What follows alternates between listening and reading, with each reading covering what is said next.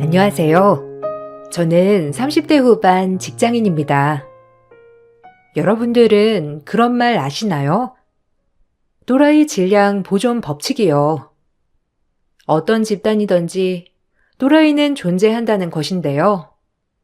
사실 제가 처음 결혼을 했을 때에는 정말 좋은 시댁을 만났구나 생각을 했었어요.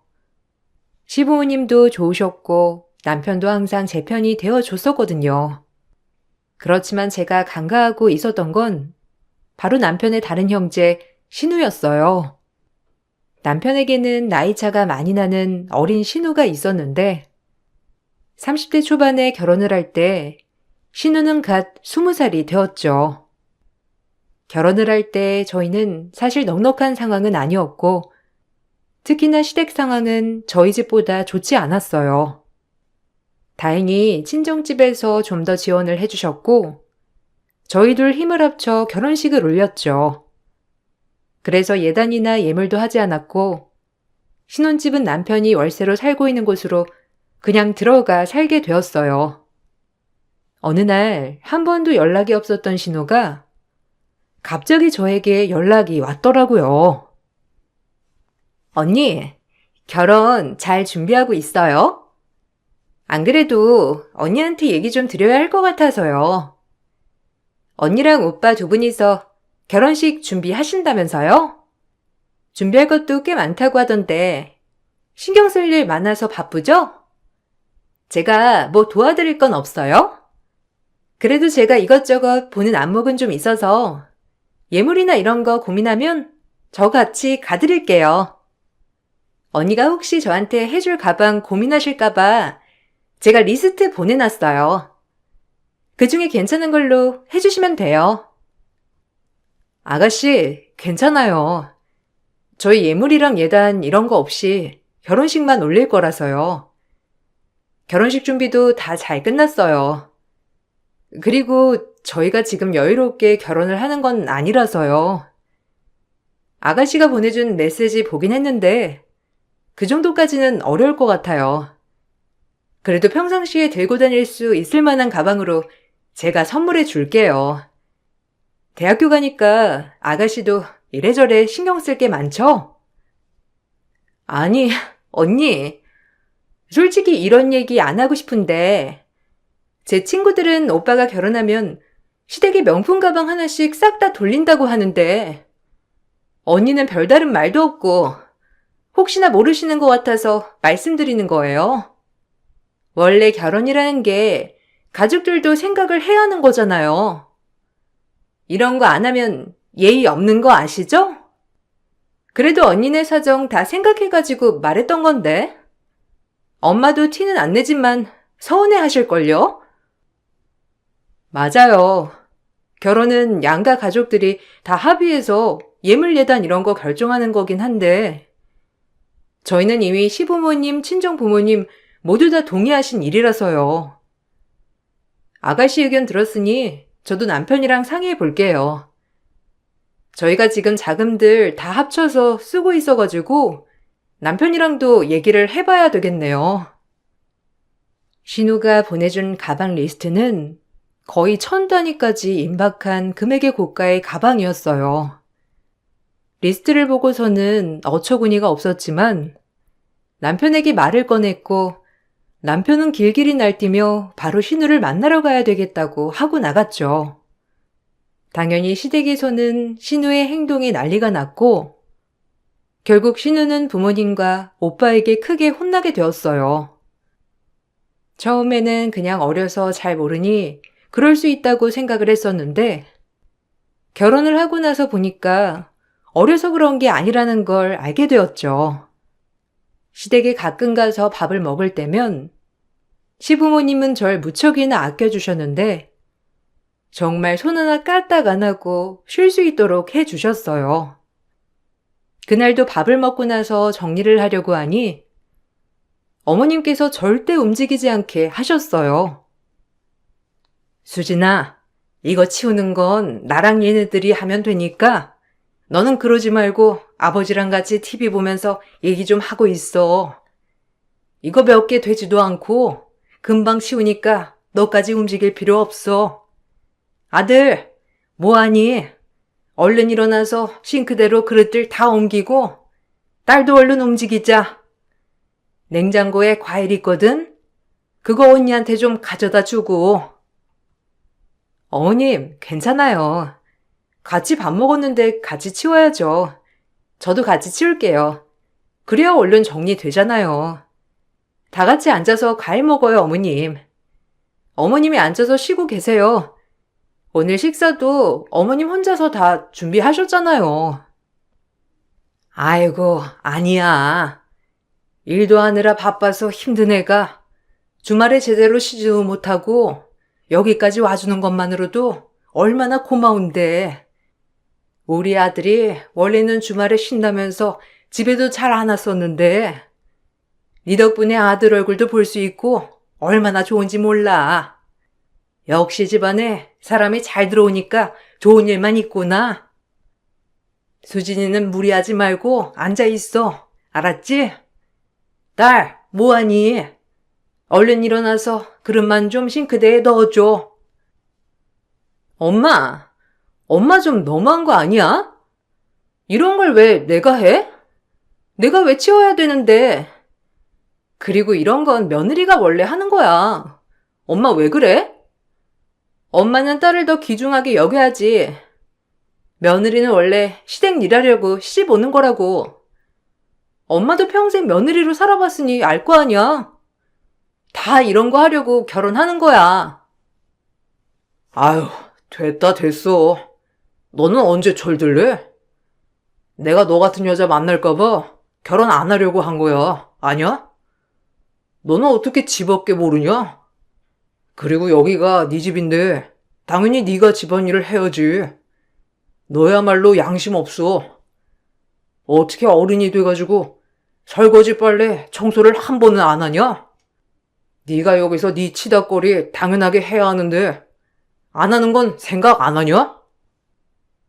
신우를 제외하고 다른 시댁 식구들, 남편 모두 저를 항상 위해주고 배려를 해줬는데 그게 더 안 입고 왔는지 신우는 제 길을 잡아보려고 발버둥을 쳤죠.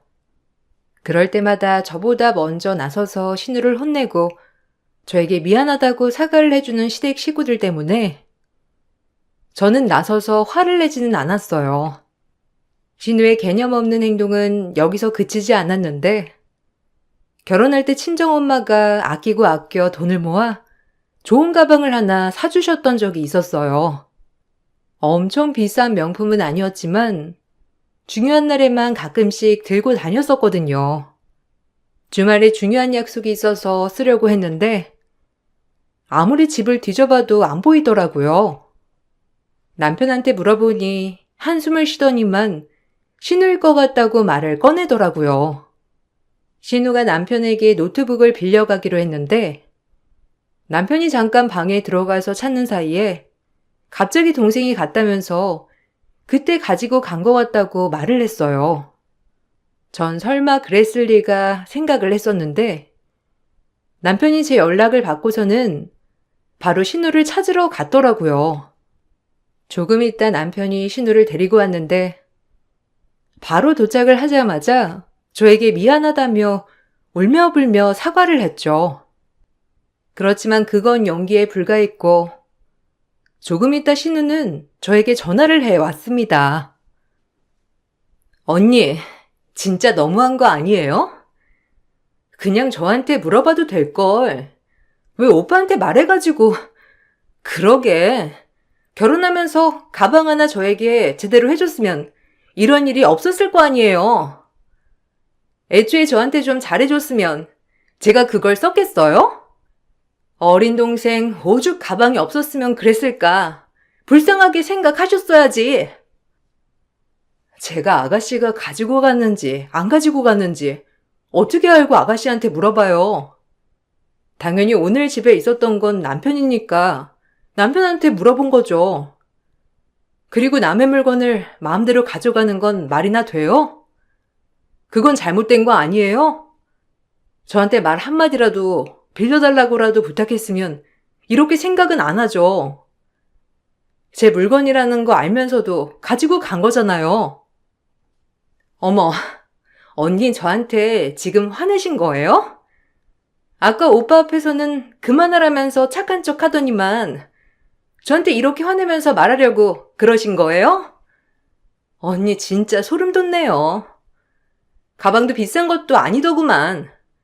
고작 이거 가지고 화내는 게 어디 있어요? 언니 때문에 지금 오빠랑 엄마, 아빠한테 얼마나 혼나는지 알아요? 저 진짜 집에서 쫓겨나면 이거 다 언니 책임이에요. 신우는 어처구니 없게도 모든 책임은 저에게 있다며 따져 물었죠. 남편은 자기가 너무 안일을 했었다면서 애초에 신우를 집으로 들이는 게 아니었다며 집 비밀번호도 싹 다 바꾸고 자기가 사고 싶었던 게임기를 사려고 모아두었던 돈으로 저에게 새 가방을 선물해 주기도 했어요. 너무나 미안해하는 남편의 모습에 잘못한 건 신우인데 신우만 피하면 되겠지 생각을 했죠. 신우는 성인이 되고 나서 정말 망나니처럼 놀고 다녔고 음주 가무도 좋아해서 매일매일 술을 마시러 나가 고주망태가 되어 집으로 오는 날이 많았죠. 시부모님께서는 신우 때문에 스트레스를 받아 머리가 다 빠질 정도셨는데 경찰서에서 길거리 만취 상태로 발견돼서 연락 온 적도 여러 번 있었습니다. 신우를 되도록 안 보려고 했지만 시댁에 갈 때면 어쩔 수 없이 봐야 할 때도 있었어요. 신년에 시댁에서 다들 덕담 한마디 하면서 얘기를 했던 적도 있었는데 그때 정말 난리가 아니었어요. 지호야, 이제 너도 성인이니까 학교도 제대로 다니고 정신 좀 차리고 살았으면 좋겠어. 엄마 아빠가 넉넉해서 네 뒷바라지 끝까지 해줄 수 있으면 좋겠지만 너도 알다시피 그럴 수 없다는 거 알잖니. 이제 좀 정신 차리고 술도 적당히 마시고 졸업하고 취업도 생각을 해야지. 엄마 아빠가 걱정돼서 하는 말이야. 엄마, 그게 무슨 말이야? 엄마 아빠가 날 끝까지 책임져야지. 누가 책임을 져? 그렇게 낳아놓고 나면 땡이야? 가난하니까 엄마 아빠 덕보지 말아라. 그런 말이야? 그리고 나만큼 착실하게 집에 오는 애가 어디 있다고 그래? 내 친구들은 다 술 마시면서 사고도 치고 그러는데 나는 사고 친 것도 없잖아. 그냥 이 나이 때는 이렇게 놀고 먹고 하는 거야. 내가 언제 평생 그런데? 야, 너 말은 바로 해야지. 너 어릴 때부터 해달라는 거 끝까지 떼쓰고 고집 부려가지고 엄마 아빠 등골 휘게 해놓고서는 뭘 책임을 안 줬다는 거야. 지금까지 널 걷어 키워주는 것만으로도 엄마 아빠한테는 감사하다고 절해야 할 판이야. 무슨 소리를 하고 있어? 넌 진짜 정신 좀 차려야 돼. 세상이 다 네 마음대로 돌아가는 거 같냐? 너 그러다가 진짜 큰 코 다쳐. 참나. 꼴에 오빠랍시고 그따위 말이나 하냐? 그런 오빠는 그렇게 잘나가지고 월세나 살고 있는 거냐고. 나한테 여기서 뭐라고 할 사람이 어디 있어? 아무도 없거든? 아유, 이게? 우리가 왜 월세를 살고 있는데? 너는 진짜 정신을 차리려야 차릴 수가 없어, 정말. 엄마, 아빠도 얘 걸 보셨죠? 얘 절대로 정신 못 차리니까 당장 내쫓든지 하세요. 안 그러면 나 얘 여기서 사는 동안에는 이 집에 올 일 없을 테니까. 사실 저희가 월세에 그대로 살게 된 이유가 있었어요. 결혼하기 전 신우가 크게 사고를 쳤던 적이 있었는데 남편이 결혼 전에 모았던 돈을 사고 수습하느라 다 썼거든요. 그걸 알고 있는 신우가 그런 말을 하니 남편은 제 손을 잡고 집으로 와버렸고 시부모님도 너무 화가 나서 당장 집에서 나가라고 성하셨지만 신우는 꿋꿋이 시댁에서 버티고 있었다고 하더라고요. 시부모님은 신우 때문에 어떻게 해야 할지 모르겠다며 하루하루 피가 마른다고 하셨어요. 그런 아나무인 신우가 겨우겨우 졸업을 하고 나서 갑자기 달라지기 시작했는데 술도 한순간에 끊고 운동도 꾸준히 다니면서 자기 관리를 했죠. 더 이상 사고도 치지 않았고 저뿐만 아니라 모든 식구들에게도 나긋나긋하게 대하더라고요. 모두들 신우가 드디어 정신 차렸구나 생각을 했고 신우가 얼굴도 예쁘장하고 키도 크고 늘씬해서 조금만 운동을 해도 마치 연예인처럼 보이더라고요. 공부도 한다면서 도서관도 다니더니만 얼마 지나지 않아서 신랑감이라며 한 남자를 데리고 왔는데 신우 남편은 의사였고 신우와는 10살 넘게 차이가 났어요.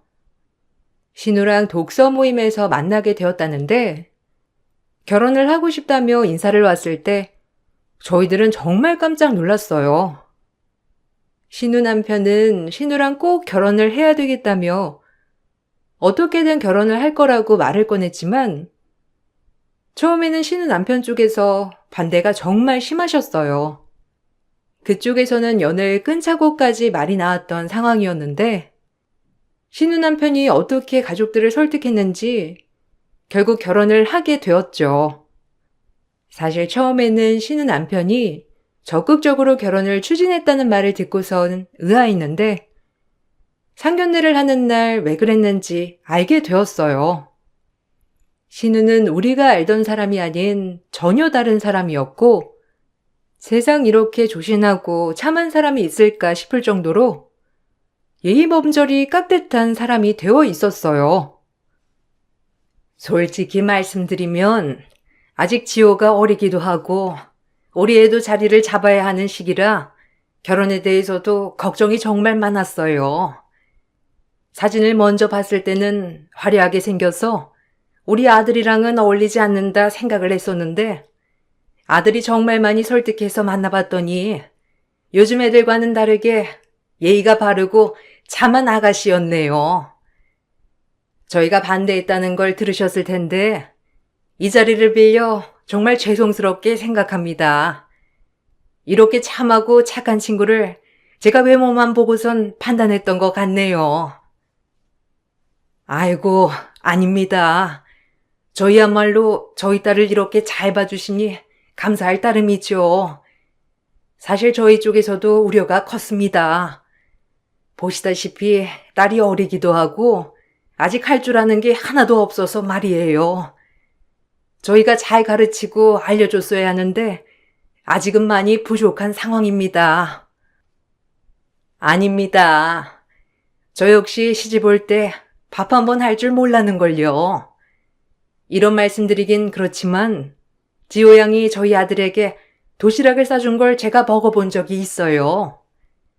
우연히 아들을 만나서 같이 먹게 되었는데 음식 솜씨도 훌륭하고 평소 아들한테 대하는 태도나 다른 사람들에게 하는 행동을 봤을 때에도 올바른 친구라는 게 바로 느껴지더라고요. 이렇게 참한 따님을 일찍 시집 보내시니 서운하시겠어요. 아니요. 서운하기는요. 저희 딸이 오히려 폐가 되지는 않을까 걱정이죠. 사실 허락을 해주셨다고 하셔서 저희가 더 놀랬습니다. 결혼 준비도 사돈께서 다 이미 준비를 하셨다고 하셔서 저희가 이렇게 아무런 것도 준비하지 않아도 되는지 걱정도 많았고요. 그런 건 걱정하지 마세요. 아들 통해서 저희도 많이 전해 들었습니다. 결혼이야 조금 여유로운 쪽에서 더 준비를 하면 되는 거니 걱정하지 마세요.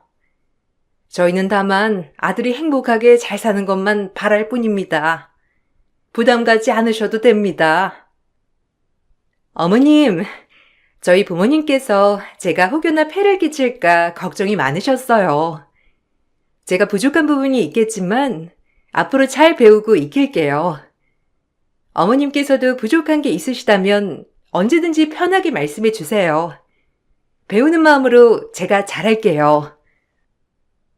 상견례를 하는 내내 신우는 양가 부모님을 살뜰하게 챙겼고 신우 남편에게도 조곤조곤 얘기를 하면서 저와 남편을 놀라게 했어요. 정말 그동안 알고 있었던 그 신우가 맞나 싶을 정도로 놀라웠죠. 남편이 놀라 신우에게 연락하니 신우가 자기는 이제 정신을 차렸다면서 그동안 자신이 했던 행동들 다 미안하다며 사과까지 했어요.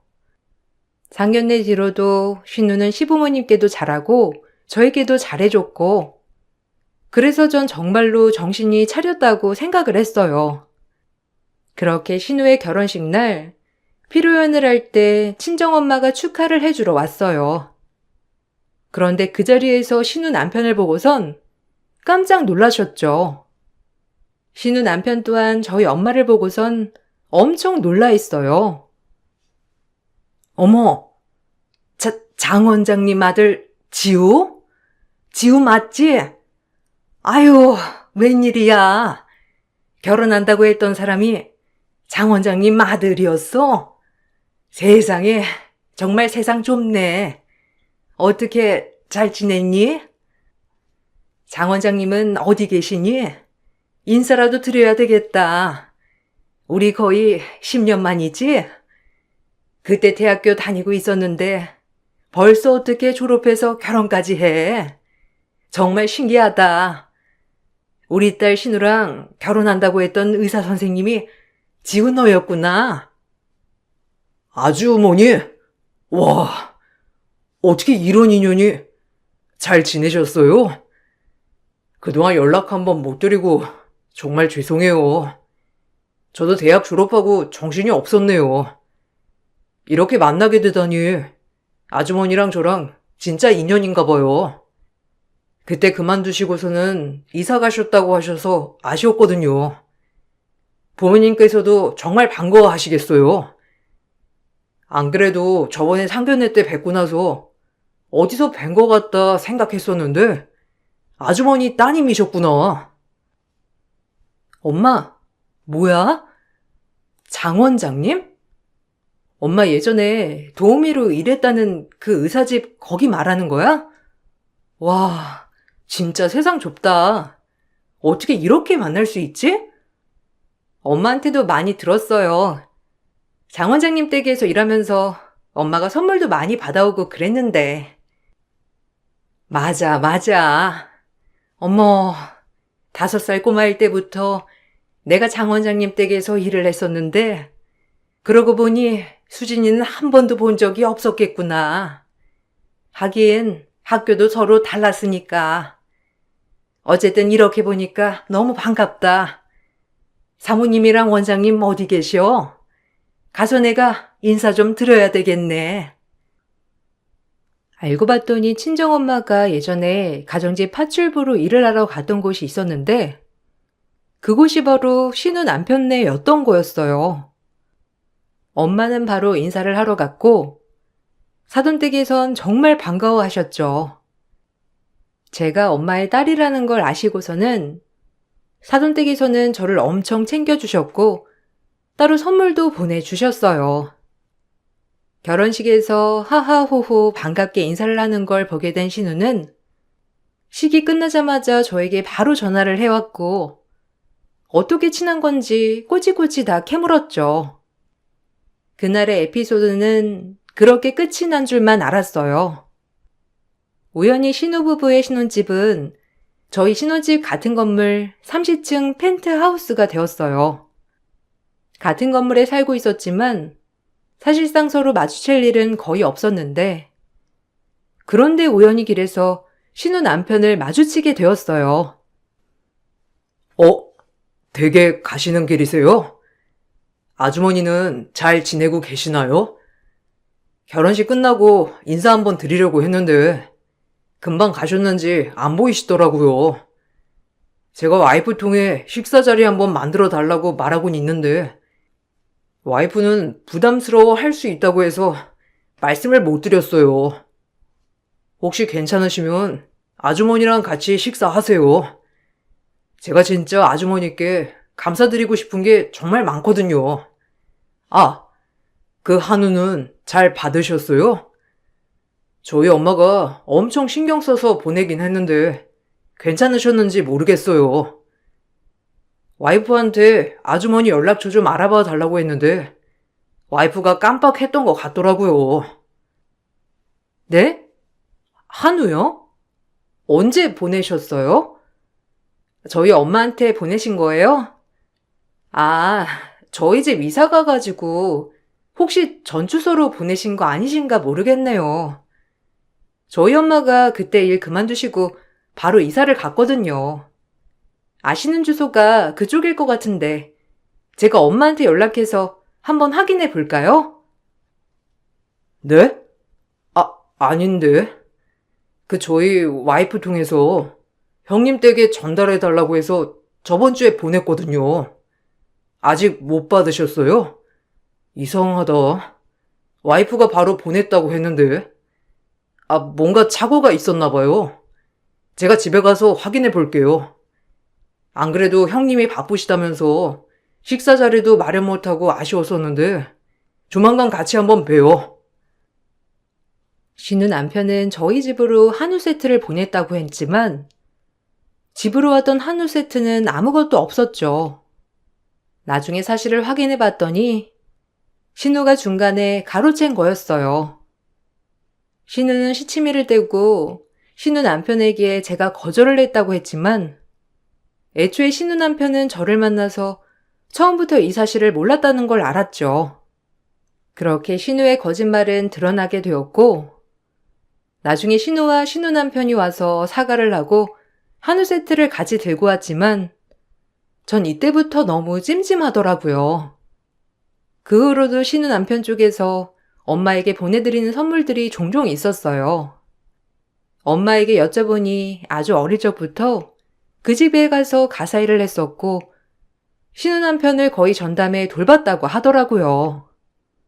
그때 당시 사모님께서 건강이 좋지 않으셨는데 사모님 건강식, 보양식도 엄마가 직접 다 해드렸다고 하셨어요. 그때 10년이 넘는 세월 동안 가사일을 하시면서 엄마를 너무나 좋아하셨는데 어쩔 수 없이 이사를 가시면서 그만두셨던 거였거든요. 신우 결혼으로 만나게 되고 나서는 사돈댁에서는 저희 엄마를 정말 많이 챙겨주셨고 따로 식사 자리도 마련해 주시기도 했는데 같이 참석했던 신우의 표정은 좋지 않았죠. 언젠가부터 엄마가 집에 잘 안 계시기 시작하셨어요. 같이 점심을 먹으려고 집 근처에 가서 전화를 하면 바쁘다며 일한다고 얼른 전화를 끊으셨죠. 어느 날 낮에 몸이 안 좋아 일찍 퇴근을 하고 집에 오는 길이었는데 건물에서 나오는 엄마를 딱 마주치게 되었어요. 엄마! 엄마, 왜 여기 건물에서 나와? 일한다는 데가 이 건물이었어? 엄마, 무리하지 말고 쉬라니까. 이렇게 무리하다가 엄마 몸 다 상해. 안 그래도 요새 몸살 난 것 같다고 해서 엄마랑 같이 밥이나 먹을까 했더니만. 오늘은 여기 어디 가서 일한 거야? 청소 일한 거야? 요즘은 가정집에서도 가서 청소일 하는 거야? 아니야. 네 신은혜 있지? 거기 좀 잠깐 갔다 왔어.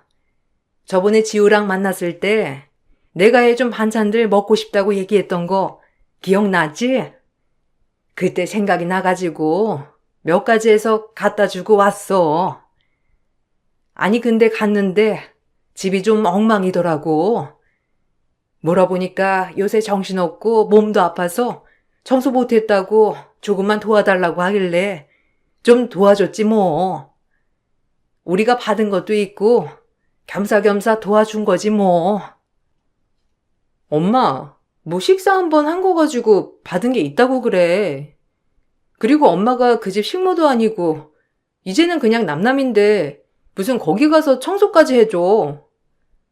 안 그래도 신우 보니까 엄마가 자기 남편 가족들이랑 친한 것 같으니까 좀 불편해하는 것 같더니만 왜 엄마까지 시켜서 청소하라고 한대?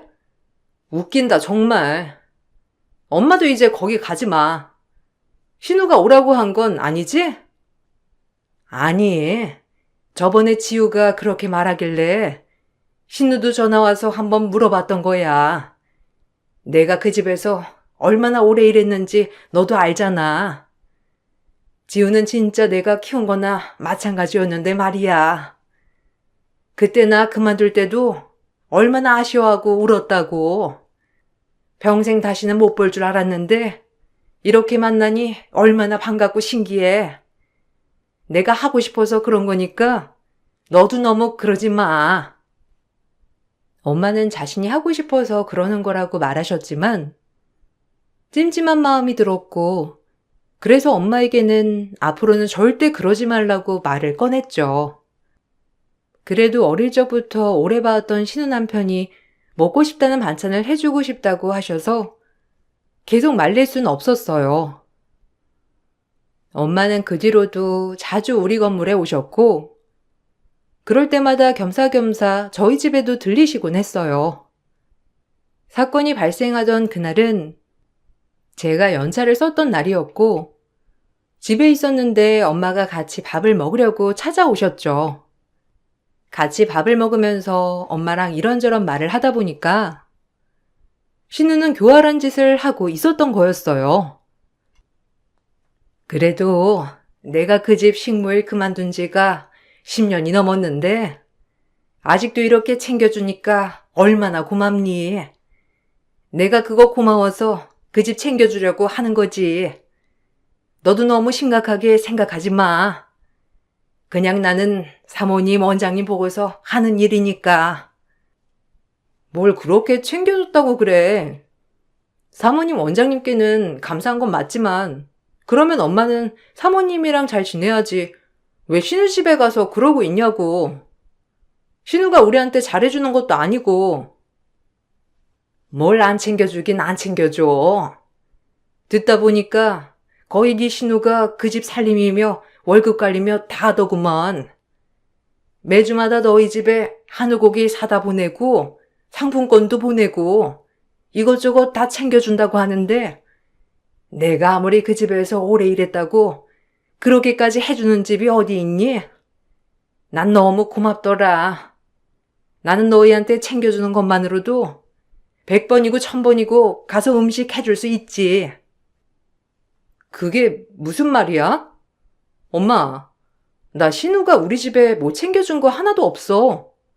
아, 결혼식 때 엄마랑 나한테 상품권 줬던 거랑 저번에 같이 식사했던 거 그거 말고는 뭐 받은 거 하나 없는데? 지금 무슨 소리를 하고 있어? 엄마가 신우 남편 개인적으로 챙기고 싶어서 그런 거라며. 아니야. 네 신우가 이것저것 다 너한테 가져다 주고 있다면서 말하던데. 아니었어? 아닌데. 지우도 너희 편으로 고기 보냈다면서 하던데. 너희가 뭔가 착각한 거 아니야? 너희가 하도 바빠가지고 그런가 별말이 없었다면서 말하길래 나야말로 너한테 물어보려고 했어. 아, 신우 그 교활한 게 또 그 짓거리 했네. 엄마, 당장 거기 가는 거 그만둬. 내가 그 교활한 거 머리카락 다 뽑아 놓을 테니까. 이게 정말 사람을 무시해도 유분수지. 지금까지 그딴 짓거리를 해? 내가 가만두나 봐라. 전 당장 신우에게 달려가려고 했지만 엄마가 겨우 저를 뜯어 말리셨죠. 그래도 신우 남편은 모르는 것 같다면서 사실을 알면 마음이 쓰일 것 같다면서 엄마는 자신이 다시는 가지 않을 테니 그냥 모른 척 넘어가자고 하셨어요. 전 한 번만 더 그런다면 가만두지 않겠다고 다짐하고 있었습니다. 얼마 지나지 않아 역시나 신우는 엄마에게 전화를 해왔어요. 엄마가 저희 집에 왔다는 걸 알자마자 신우는 아줌마 겉절이에서 갖고 올라와요 라며 말을 하는 게 들려왔죠. 엄마는 그 통화 소리를 듣고선 더 이상 참지 못하시겠다며 신우 신랑에게 전화를 걸었어요. 지우야, 바쁘니? 아니 내가 할 말이 있어서 말이야. 사실 오늘 알게 된 건데 우리 딸이 네 와이프한테서 뭘 받은 적이 없다고 하던데 어떻게 된 일이니? 나는 그래도 그동안 지우가 우리 딸도 잘 챙겨주는구나 싶어서 고마운 마음에 너희 집 가서 반찬도 해주고 청소도 해주고 왔던 거거든. 근데 오늘 여기 왔다는 거 알자마자 네 와이프가 나보고 겉절이에서 가지고 올라오라는데, 아, 내가 앞으로는 너희 집에는 못 갈 것 같아서 말이야. 네?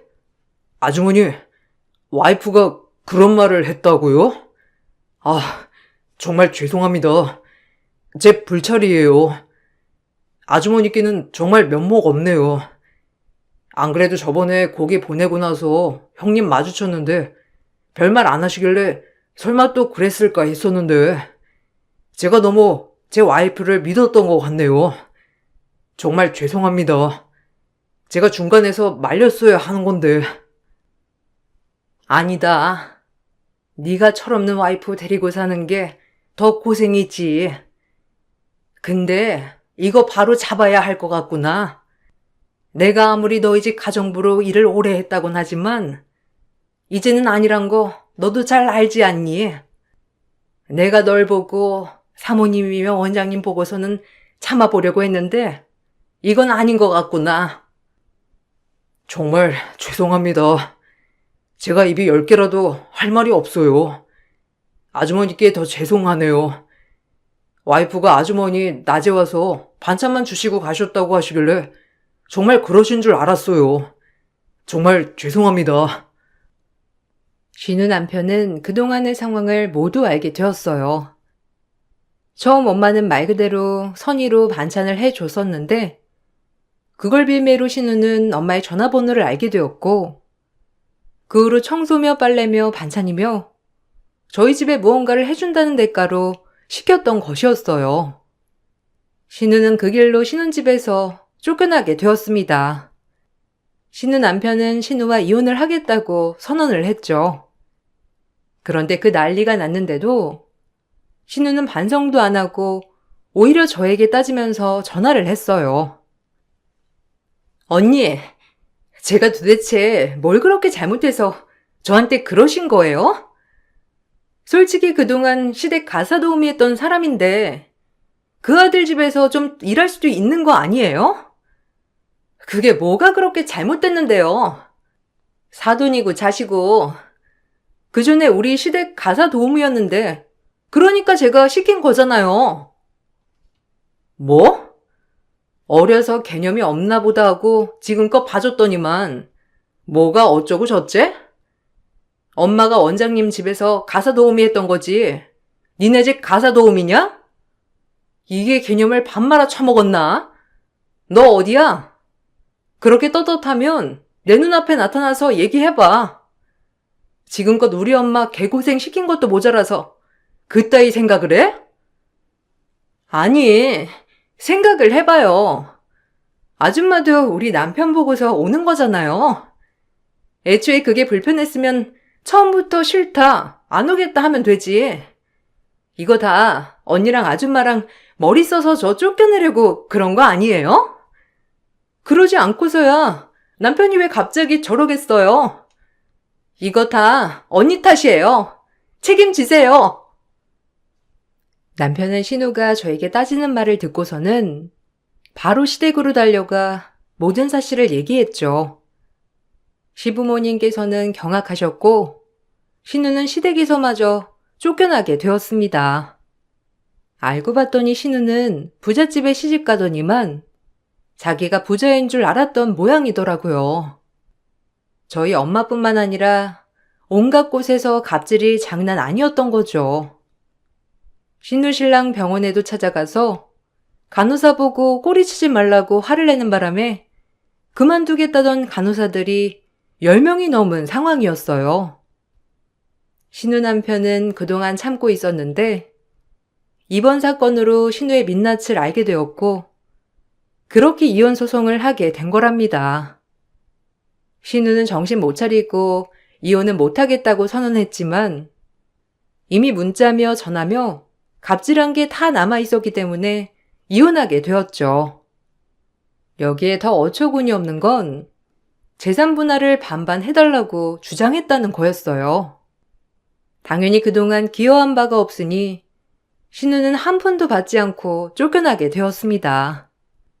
패소를 했으니 신우는 소송비 남편 것까지 다 부담하게 되었고 그렇게 빚더미에 나앉게 되었어요. 부잣집에 시집가면서 주변 사람들에게도 갑질이 장난 아니었는지 주변 지인들에게도 모두 외면당했다고 하더라고요.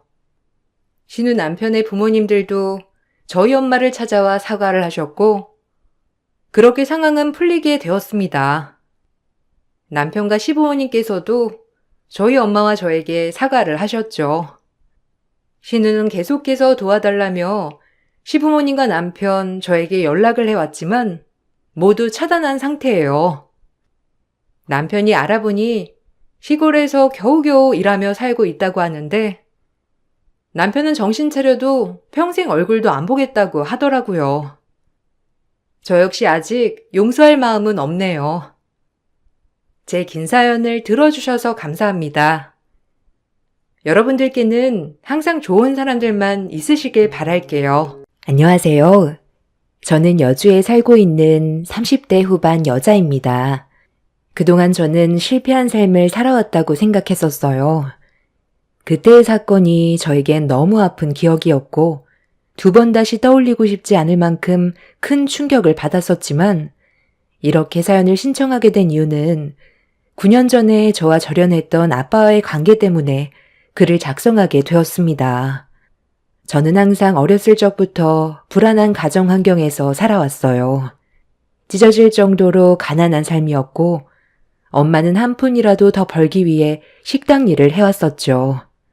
아빠도 집안의 가장으로서 엄마와 저를 위해 밖에서 열심히 일해왔었고 가진 건 많이 없었지만 그래도 행복한 삶을 살고 있는 거라고 생각했었습니다. 그런데 인생은 마냥 행복하지만은 않더군요. 아빠는 평생 저와 엄마를 지켜줄 수 없다는 걸 식당에서 눈물을 흘리고 있는 엄마를 보고 알게 되었습니다. 식당 사장님이 엄마를 위로해주고 있었는데 무슨 일 때문인지 여쭤보니 아빠가 다른 여자와 바람을 피우다가 들키게 된 거였어요. 바쁜 점심시간 때 음식 배달을 하던 엄마의 눈에 아빠의 불륜 현장을 목격했던 거였고 한바탕 난리가 났었는데 아빠는 바람이라는 걸 인정하지 않고 스쳐 지나가는 인연이라며 별것도 아닌 일 가지고 일을 크게 만든다면서 엄마와 한바탕 했던 것 같았어요. 저희 아빠는 전혀 그럴 뿐이 아니라고 믿고 있어 왔기 때문에 엄마가 제 앞에서 오열을 하고 있는 모습을 봤을 때 너무 큰 실망감으로 다가오게 되었고 그렇게 엄마와 함께 집에 들어가 한참 동안 위로해주면서 진정시켜주고 있었는데 아빠가 저녁 늦게 들어왔어요. 술을 마셨는지 이미 눈이 약간 풀린 상태였고 저는 그런 아빠가 너무 미워 노려보고 있자 어떤 상황인지 대충 파악했는지 소파에 앉아 한마디 했습니다. 아빠의 말을 듣고 있던 엄마는 또다시 오열을 했고 저는 아빠의 변명을 이해할 수가 없어 분노를 표출해 버렸어요. 도대체 무슨 생각으로 엄마를 놔두고 다른 여자와 바람을 피울 수 있어? 나 아직 19살이야. 엄마와 아빠의 보살핌을 받아야 될 나이인데 아빠의 잘못된 행동이 우리 가정을 무너지게 할 수 있다는 건 생각 안 해봤어? 엄마가 그동안 어떻게 살아왔는지 모르는 거 아니잖아. 도대체 왜 그랬어, 아빠? 내가 무슨 바람을 피웠다고 그래. 같은 회사에서 일하는 사람인데 힘든 일이 좀 있다길래 위로해 줬던 것 뿐이야. 몸을 섞어야 바람이지. 대화 몇 마디 한 게 어떻게 바람이야? 아까도 한참 동안 얘기했는데 내 말을 무시하더니 애한테까지 왜 쓸데없는 얘기를 해서 이 난리를 만들어? 내가 아니라면 아닌 거지. 당신 정말 뻔뻔한 거 알아? 몸을 섞어야 바람이라고? 그럼 서로 입 맞춘 건 아무것도 아니라는 거야? 내가 두 눈으로 본 장면이 어떻게 바람이 아니라고 말을 할 수가 있어? 봐봐. 아직까지 그 여자의 립스틱이 당신 입술에 묻어 있잖아. 변명할 걸 변명해. 우리 관계는 이제 끝났어. 당신과는 이혼할 거야. 뭔가 오해가 있는데 그런 거 아니라고 몇 번을 얘기해. 김 비서가 발을 헛디뎌서 넘어지던 찰나 내가 붙잡아주다가 그렇게 된 거라니까. 정말 날 못 믿는 거야? 아빠, 그걸 지금 말이라고 해? 아빠 입술에 바람난 그 여자의 립스틱이 범벅이 되어 있는데 나도 엄마한테 평생 씻을 수 없는 상처 준 거 절대 용서할 수 없을 것 같아. 2번 다시 아빠 얼굴 보고 싶지도 않고 엄마랑 살 거니까 다시는 들어오지 마. 엄마가 아빠 얼굴만 보면 그때의 기억 때문에 얼마나 힘들겠어. 아빠는 절대로 바람 피운 게 아니라고 했지만 이미 제가 봐도 아빠는 그 여자와 깊은 관계까지 간 것 같아 보였어요. 행복만 가득할 것 같았던 저희 가정이 무너져 내리는 순간이었고 아빠는 그날 이후 엄마와 이혼만큼은 하기 싫었는지 엄마를 피해 다녔어요. 그렇게 한참 동안 엄마를 설득하면서 가정만큼은 깨고 싶지 않다며 눈앞의 현실에 대해 설명을 하는 듯 했어요.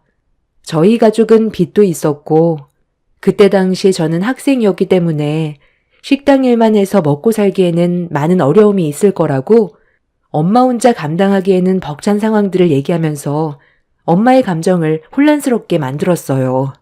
결국 아빠의 끈질긴 설득 끝에 엄마는 아빠를 한 번만 용서해 주는 걸로 결정을 내렸지만 엄마는 평생 동안 고통받는 인생을 살아야만 했어요.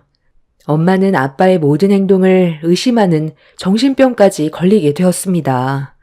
그런 엄마가 너무 불쌍해 보였는데 잘못을 한 아빠는 평생 엄마에게 용서를 구하면서 살아도 모자랄 판에 되려 정신병에 걸린 엄마를 싫어했어요.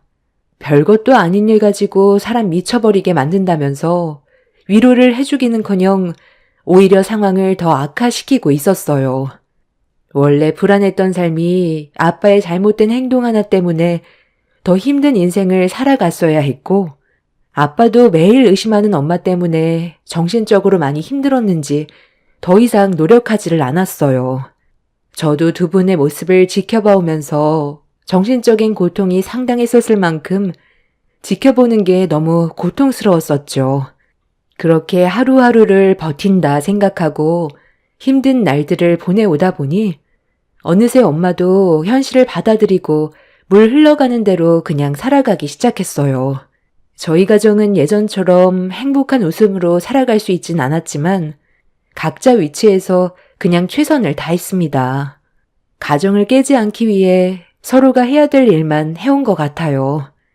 그런데 한번 바람 피운 사람은 또다시 바람을 피운다더니 전혀 예상치 못한 장소에서 충격적인 광경을 목격하게 되었고 되돌릴 수 없는 상황까지 만들어지게 되었네요.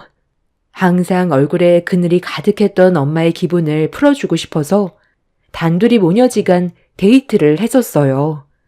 서로가 바쁜 삶 속에서 오래간만에 엄마와 단둘이 보내는 시간이라 행복했었죠. 엄마도 저와 함께하는 시간이 좋으셨는지 미소 띤 얼굴을 보여주셨는데 그런 좋은 날에 아빠가 저희 앞에 나타났어요. 엄마와 저는 영화를 다 보고 극장에서 나와 잠깐 화장실을 들린 뒤 제가 먼저 나와 엄마를 기다리고 있었는데 뒷모습이 누가 봐도 아빠의 모습이었어요. 그때부터 심장이 쿵쾅거리기 시작했고 설마 했던 상황이 눈앞에 펼쳐지게 되었습니다. 여자의 핸드백을 들고 여자 화장실 앞에 서 있는 낯익은 남자에게 걸음을 옮겼는데 그때 마침 엄마가 화장실에서 걸어 나오고 있었고 저를 바라보며 밝게 웃으면서 다가오던 엄마가 갑자기 경직된 얼굴로 걸음을 멈췄어요. 그리고 뒤돌아서서 여자 핸드백을 들고 서 있던 남자를 발견했고 엄마는 그 자리에서 온몸을 부들부들 떨었습니다. 한쪽 손에 들고 있던 핸드백을 본 엄마는 그 남자에게 거침없이 돌진했고 엄마의 모습을 보고 화들짝 놀란 남자가 뒤돌아 도망치는 모습을 보게 된 저는 아빠였다는 걸 확인할 수 있었습니다. 그리고 뒤이어 화장실에서 걸어 나온 한 여자가 누군가를 찾고 있는 게 보였어요. 엄마보다 나이가 젊어 보였는데 아빠가 엄마를 피해 도망치는 모습을 보자 그곳으로 뛰어가더니 저희 엄마를 강하게 밀치면서 뭐 하는 짓이냐고 소리를 질러버렸고 엄마는 눈앞에 보인 여자를 보자마자 뺨을 올려 버렸습니다. 내가 누구냐고? 저 남자 본처다. 그러는 너는 뭔데? 이놈이랑 지금 둘이서 극장에까지 온 거 보니까 둘이 나 몰래 데이트 중이었나 본데 너희들 딱 걸렸어. 이래서 내가 의심을 안 할 수가 없는 거야. 나보고 정신병자라고? 네가 하는 짓이 이런데 나보고 어떻게 믿으라는 건데? 당신이랑 나는 이제 끝났어. 더 이상 미련도 없으니까 그만 청산하자고. 내가 당신을 봐줬던 건 그래도 은영이 아빠니까. 그래서 지금까지 힘들게 참고 있었는데 더 이상은 안 되겠다. 이러다 내가 정말 정신병에 걸리겠어.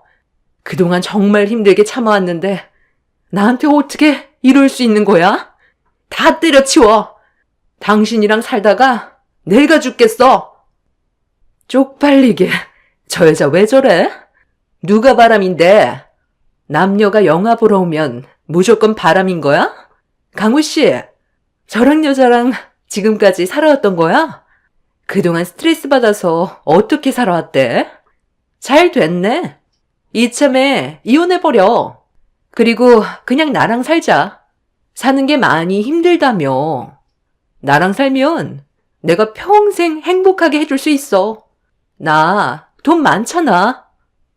그래. 나도 이 사람이랑 그동안 사는 거 정말 지긋지긋했었는데 이제 그만하고 싶다. 우리 이혼하고 갈라서자. 어차피 은영이도 제 앞가림할 나이 됐고 우리 관계 좋아질 수 없잖아. 아빠, 지금 제정신이에요? 엄마를 두고 저 여자한테 가겠다는 거냐고. 아빠는 내가 상처받는 걸 진짜 원하는 거야? 저 여자가 나랑 엄마보다 중요해? 지금 가버리면 평생 얼굴 안 보고 살 거야. 아빠 옆에 있던 상간녀는 저에게 저와 엄마가 보는 앞에서 아빠 옆에 찰싹 달라붙더니 불쾌하다면서 영화 말고 술이나 먹으러 가자고 저희 모녀 앞에서 아빠를 데리고 극장을 나가 버렸어요. 그날 아빠는 저와 엄마를 극장에 남겨둔 채 뒤도 안 돌아보고 상간녀의 손을 잡았어요. 그 모습에 엄청난 충격을 받았고 엄마는 그날 이후 아빠와 결국 이혼을 결정했어요. 저도 더 이상 엄마의 아픔을 원치 않았기 때문에 하루빨리 갈라서는 게 속 편할 거라고 생각했어요. 그렇게 엄마는 아빠에게 악착같이 이혼 위자료를 받아내었고 저는 아빠와 평생 절연하기로 마음을 먹었어요. 엄마한테 한 번도 아닌 2번의 상처를 준 거에 대해 오만정이 다 떨어졌었죠. 그렇게 아빠는 엄마와 이혼을 하고 난 뒤 어떠한 연락도 없었고 저를 찾지도 않았는데 저는 그런 아빠를 이해할 수가 없었어요. 30년 가까이 함께 살아온 엄마보다 잠깐 만난 상간녀에게 가정까지 포기할 정도로 마음을 뺏겨버렸다는 게 납득이 되지 않았고 저는 그런 아빠가 너무 원망스러웠어요. 그리고 엄마는 아빠와 이혼을 하고 나서 그동안의 삶이 많이 버겁고 힘드셨는지 살면서 술은 입에 대지 않았던 분이 처음으로 많은 술을 드셨어요. 매일을 눈물로 보내면서 상처받은 마음을 술로 쓸어내리는 모습을 지켜보는 저도 너무 마음이 아파졌어요. 그런 생활이 반복이 되던 도중 엄마에게 예상치 못한 사건이 터지게 되었습니다. 제가 그날 퇴근이 좀 늦었었는데 그날따라 차가 많이 막히더라고요. 다음 날이 주말이라 엄마 바람 좀 쐬어주려고 바닷가에 같이 가려 했는데 차가 너무 많이 막혀서 마음이 조급해져 엄마한테 좀 늦을 것 같다고 설명드리려 전화를 했는데 제 전화는 무조건 받았던 엄마가 전화를 받지 않았어요. 그래서 그날도 술을 드시고 주무시는 줄 알고 서둘러 집으로 향하고 있었는데 모르는 번호로 전화가 왔고 생각 없이 받아보는 순간 저는 너무 놀라 급하게 차를 돌렸어요. 엄마가 교통사고를 당했는데 많이 위급하다는 충격적인 말을 듣게 되었죠. 분명 집에 계셔야 될 엄마가 왜 밖으로 나왔는지 알 수 없었고 도대체 어떻게 된 상황인지 몰라 서둘러 병원을 도착했는데 제가 도착했을 때 엄마는 이미 숨을 거두셨어요. 전혀 상상조차 하지 못했던 일을 겪게 된 터라 제정신이 아니었지만 엄마가 왜 그런 선택을 했는지 이해할 수가 없었습니다. 제가 아직 엄마 옆에 있는데 저를 봐서라도 그런 선택은 하지 않아야 되는 게 맞는 건데 엄마는 이 세상에 더 이상의 미련이 없었는지 결국 삶을 포기했던 거였습니다. 운전을 했던 사람은 엄마가 갑자기 뛰어들어 피할 수도 없었다면서 괴로워했었고 저는 죄송하다는 말밖에 할 수가 없었어요. 그리고 그 사람도 저희 엄마가 숨을 거둔 거에 대해 많이 힘들었는지 피해자인데도 장례식 비용까지 대신 결제를 해줬어요. 이 모든 게 아빠 때문에 벌어진 일이라 당연히 알아야 될 것 같아 전화를 했어요. 그리고 울분을 토해내면서 엄마가 떠났다는 걸 알려주었죠. 하지만 아빠는 엄마의 장례식이 끝나는 동안 단 한 번도 찾아오지 않았습니다. 그래도 엄마와 함께해온 세월이 있는데 오지 않았다는 거에 너무 큰 실망을 했었고 어떤 일이 있던 평생 동안 얼굴을 안 보기로 결정을 내리게 되었네요. 그래도 이런 힘든 상황 속에 제가 버티면서 살아올 수 있었던 건 저와 오랜 기간 만나오던 사람이 곁을 지켜줘서 무너져 내리지 않고 버틸 수가 있었어요. 아빠와는 반대되는 사람이었고 항상 제 곁에 머물러주는 사람이었습니다. 장례식장에서도 힘들어하고 있는 저를 대신해 많은 걸 도와줄 정도로 제가 평생을 의지하면서 살아가고 싶은 사람이었어요. 그리고 장례식이 끝난 뒤 저희 집안 사정을 모두 알고 있던 그 사람은 저에게 청혼을 했고 평생을 함께하고 싶다며 프로포즈를 하게 되었습니다. 누군가에게 의지할 사람이 필요할 정도로 많이 힘들었던 저는 그 사람과의 행복한 결혼 생활을 하고 싶어 정식적으로 인사를 드린 뒤 결혼까지 허락을 받을 수 있게 되었습니다. 제 결혼식에는 지인 몇 분만 있었을 뿐 제가 결혼한다는 걸 아빠에게도 알리지 않았어요. 엄마의 장례식장에도 오지 않았는데 제 결혼식에서 아빠의 얼굴을 보고 싶지 않았습니다. 그렇게 시작된 결혼 생활은 정말 정신없이 지나갔고 저희 부부는 아이 하나 낳아 열심히 살아갔어요. 시댁 식구들이 저를 마음에 들어하진 않았지만 항상 최선을 다해 노력했고 저는 부모님처럼 실패한 인생을 살고 싶지 않아 이를 악물고 버텨왔어요. 넌 이게 지금 음식이라고 만든 거야? 너는 우리 집안에서 9년을 함께 생활했으면서 이제 어느 정도 적응할 수 있는 건데 어떻게 된 게 하나도 좋아진 게 없냐? 이딴 음식을 아침부터 우리 식구들 보고 먹으라는 거야? 국은 짜고 밥은 설익어서 돌덩이를 씹는 것 같고 밑반찬은 또 왜 이렇게 싱거워? 매일 노력하면 뭐해?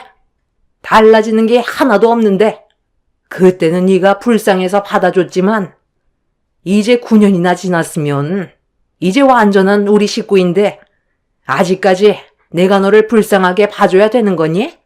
도대체 언제까지 이럴 건데? 이럴 거면 차라리 다 때려치워라. 지금 하는 일도 돈도 치꾸리만큼 버는데 뭐하러 회사에 짱 박혀 있어? 그냥 셈이 따라 살림이나 배우면서 살면 되지. 우리 집안 부족한 거 하나 없고 너는 그냥 밥숟가락만 뜨면 되는 건데 굳이 일을 하려는 이유가 뭐야? 말귀를 알아먹어야 대화가 되는데 고집만 부리고 있으니 일이 해결되니? 하나라도 제대로 해야 욕을 안 먹지. 애 보는 것도 시원찮고 직업도 그냥 그래. 그것도 모자라 밥상 하나 제대로 못 차려서 아침부터 욕이나 얻어먹고 있으니 내 속이 안 뒤집어지겠니? 이런 애가 뭐가 좋다고 결혼해서 나를 왜 이렇게 힘들게 만드는지 원. 오늘 아침은 그냥 간단하게 토스트나 해먹어야 되겠다. 이 나이 먹으면 밀가루 음식이 소화가 얼마나 안 되는지 아니? 사람이 먹을 수 있게는 만들었어야 목구멍으로 넘어갈 거 아니야? 너 오늘 퇴근하고 집에 들어오면 나랑 다시 진지하게 대화 좀 해야 될 것 같다. 이래서 우리가 함께 살아갈 순 있겠니? 저는 열심히 한다고 했는데도 시모는 항상 저에 대한 불만을 가지고 있었어요. 저는 집안도 별로에 가진 것도 없었고 남편 하나 보고 들어온 거라 시모는 그런 제가 항상 불만이었던 거죠. 그리고 시모가 저를 향한 불만들이 시간이 지날수록 점점 커지게 되자 남편도 어느 정도 영향을 받았는지 언제부터인가 저를 대하는 행동들이 예전과는 많이 다르다는 걸 느끼고 있었어요. 차가워진 말투에 무관심한 모습은 저를 많이 지치게 만들었어요. 저 혼자 열심히 한다고 해서 되는 게 아니라는 걸 결혼 생활하면서 알게 되었습니다. 그렇게 조금씩 위태로운 결혼 생활을 이어가던 도중에 시모가 모두를 한자리에 모았어요. 너희들은 어떻게 생각하니? 작은 며느리가 지금 하는 행동을 봤을 때 가족 전체에게 피해를 주는 것 같은데 이 상황을 해결하려면 내 생각엔 지금 하는 일 때려치우고 집안일 하면서 애 돌보는 게 제일 좋을 것 같은데 다들 오늘 아침 입맛에 안 맞아 먹지도 못했지? 앞으로 이런 생활이 계속 반복이 될 텐데 우리가 언제까지 이해하고 넘어가 줄 수 있겠니? 하나라도 제대로 하면 내가 말을 안 하지. 뭐 하나 마음에 드는 게 없으니까 이런 자리가 만들어지는 거잖아. 엄마, 그냥 내 말대로 하라니까. 언제까지 이렇게 살아? 나 아침에 무조건 밥 먹어야 되는 거 알지? 내 직업 특성상 머리를 많이 써야 돼서 칼로리 소모가 심한데 아침에 빵 쪼가리 하나 먹고 나가면 그날 업무에 얼마나 많은 지장을 주는지 알아요? 그냥 전처럼 음식 해주는 사람 하나 드리는 게 좋겠어. 누나 말이 틀린 건 아니지. 재수 씨 음식은 돼지를 줘도 안 먹을걸? 너무 맛이 없어. 그래도 대가족인 우리 집안에 들어와 생활한 시간이 있는데 그동안 우리 어머니한테 배운 것도 많을 거 아니에요. 그런데 음식을 사람이 먹지 못할 정도로 만들면 그건 재능이 없는 거지. 요즘 물가도 비싸서 식재료 값도 만만치 않은데 아무도 안 먹어서 그냥 쓰레기통에 버려버리면 그건 정말 낭비 아닌가? 하루빨리 어머니가 음식 해주는 사람 한 명 들였으면 좋겠어요. 내가 이래서 결혼은 신중해야 된다고 했던 거야. 집안이 좋지 않았는데 뭘 배우고 자라왔겠어. 어머니 말만 제대로 들었다면 온 가족이 이 고생 안 하지. 정말 답답해서 못 살겠다. 당신은 음식 하나 제대로 만들지 못해서 이런 말을 들어야 돼? 매일 반복적으로 하는 일인데 어떻게 간 하나 못 맞춰서 상황을 이렇게까지 만들어? 나도 정말 최선을 다한다고 생각했는데 이게 이렇게까지 욕을 먹게 될 줄은 몰랐네. 아무래도 어머님이 만든 음식이랑 나랑 다르긴 하겠지만 알려주신 대로 따라한 것뿐인데 그렇다고 내가 지금까지 해온 일을 포기하고 집안일만 하라는 건 나를 그냥 가정부로 생각한다는 거잖아. 정말 힘들게 취직한 회사고 원하던 일이기 때문에 무작정 그만둘 순 없어. 어머님, 제가 좀 더 신경 쓸 테니까 좋게 넘어가 주세요. 노력하고 있는 거 잘 아시잖아요. 집안 분위기는 상당히 안 좋아졌고 남편은 제 편을 들어주는 게 아닌 오히려 저에게 상처되는 말을 퍼부었어요. 결혼 초에는 항상 제 편이었던 사람이 시간이 좀 지났다고 저를 함부로 대하는 모습은 너무 큰 실망으로 다가왔고 결국 그날 남편과 따로 대화를 하면서 부부 싸움으로까지 이어지게 되었습니다. 안 좋은 감정은 날이 가면 갈수록 커져만 갔어요. 그리고 시댁 식구들한테도 점점 지나칠 정도로 막말을 듣게 되자 제가 설 수 있는 위치가 없다 보니 제 자신이 점점 웅크려지게 되었고 이혼만큼은 절대로 하고 싶지 않았던 제가 남편과의 이혼을 고려하는 상황까지 오게 되었습니다. 시댁 식구들은 제가 혼자라는 걸 알고 더욱더 막대하는 것 같은 느낌이 들었어요.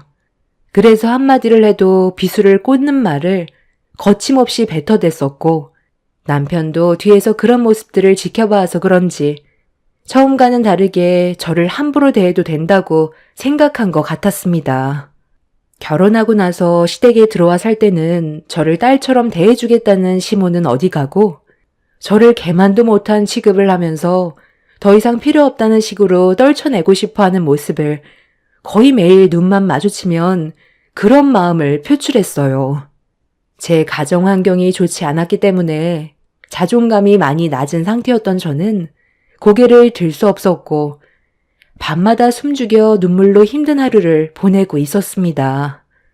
그렇게 힘든 날들을 살아오던 어느 날 남편이 갑자기 저에게 이혼을 통보했어요. 남편 입에서 먼저 이혼 얘기가 나올 줄 몰랐는데 예상치 못한 말을 들어서 당황한 저는 갑자기 무슨 이혼이냐고 말까지 더듬으며 왜 그런 생각을 가지고 있는지 물어보게 되었습니다. 남편은 조금의 망설임도 없이 제가 더 이상 여자로 느껴지지 않는다며 집안 분위기도 안 좋고 저와 함께 사는 게 즐겁지 않다면서 이혼에 대한 확고함을 보였습니다. 9년 만에 저희 부부는 금이 가게 되었고 저도 좋은 감정이 없었던 터라 남편이 꺼낸 말에 동의를 하게 되었네요. 그런데 이미 시댁 식구들은 이런 사실을 전부 다 알고 있었는지 저를 거실로 불러 세웠어요. 이혼을 결정했다고? 그럼 너만 나가면 될 것 같다. 내 손자는 여기에 놔두고 너 혼자 짐 싸서 나가라. 능력도 없는 네가 우리 손자 키웠다가 인생 망칠 일 있니? 어머님, 제가 성우 엄마인데 당연히 제가 데려가야죠. 저도 최선을 다해 잘 키울 수 있어요. 다른 건 몰라도 애는 제가 데려갈 거예요. 네가 데려가면 일하는 동안 그냥 방치해두게?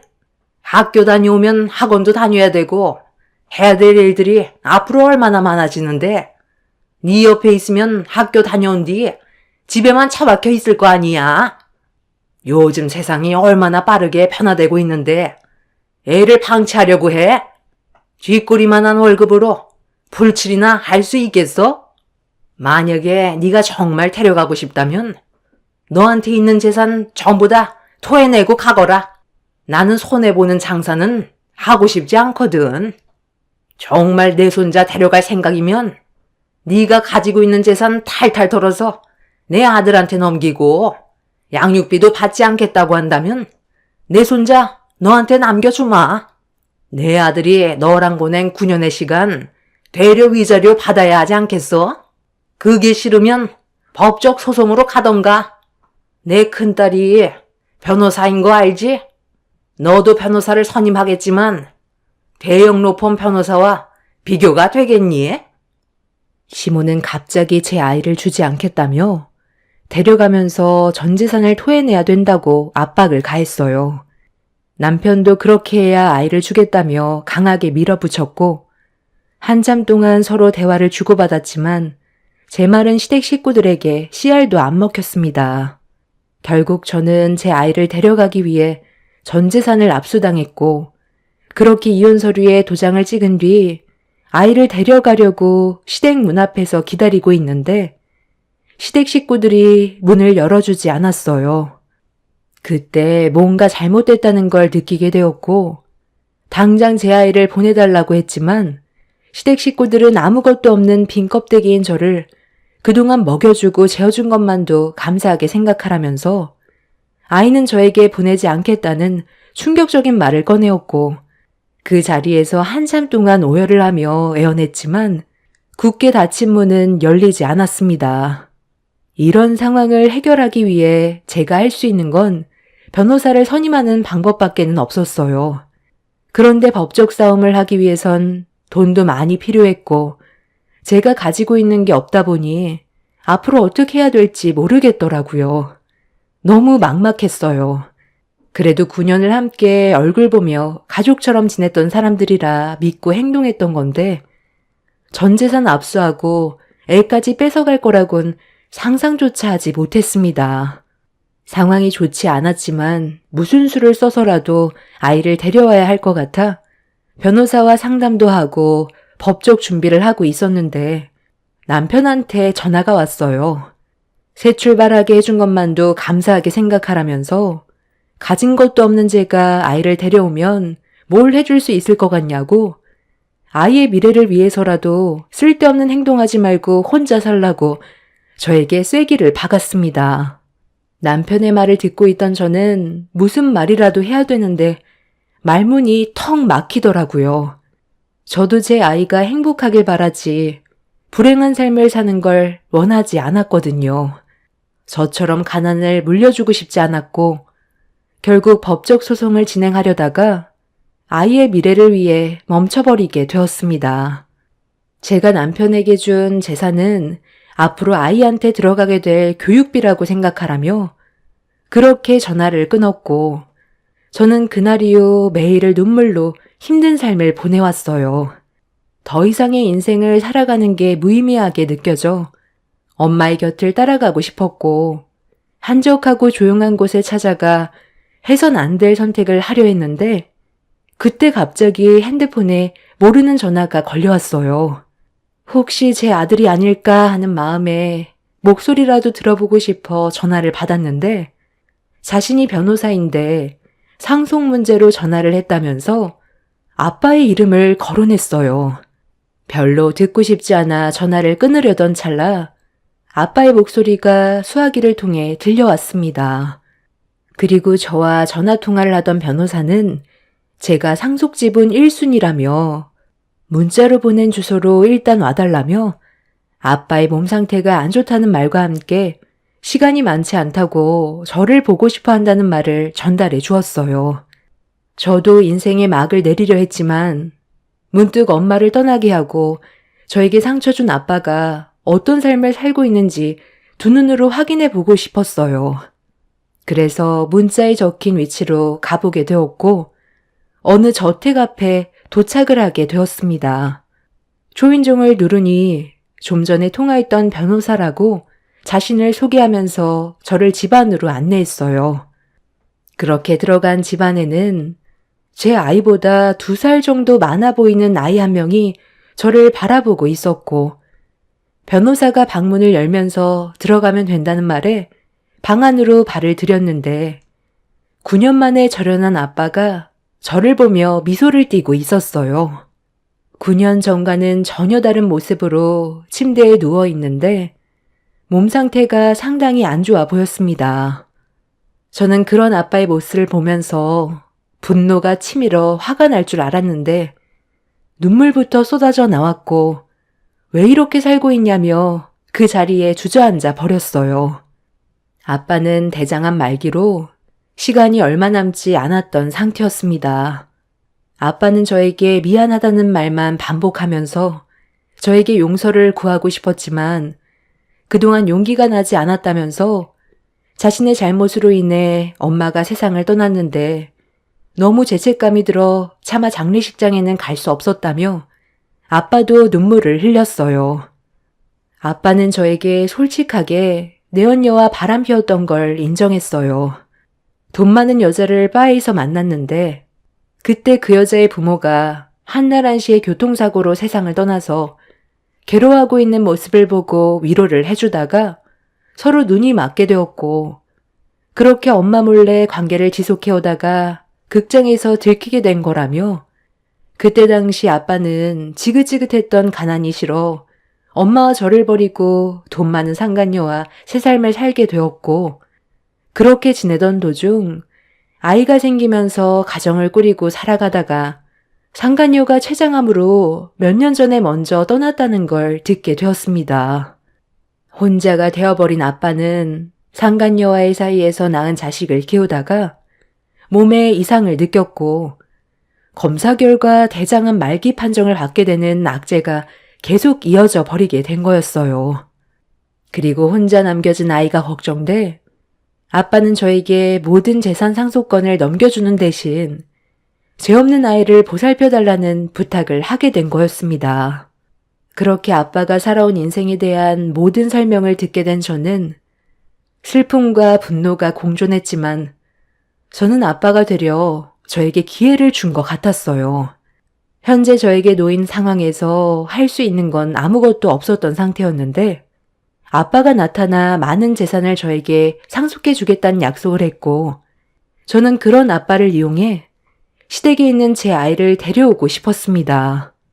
그래서 저를 내친 그 인간들에게 한 맺힌 복수를 하기 위해 아빠의 도움을 받아 변호사를 선임해 법적으로 시댁 식구들과 싸우게 되었고 저는 전 재산을 압수당했던 거와 아이까지 뺏겼던 걸 전부 다 돌려받을 수 있었어요.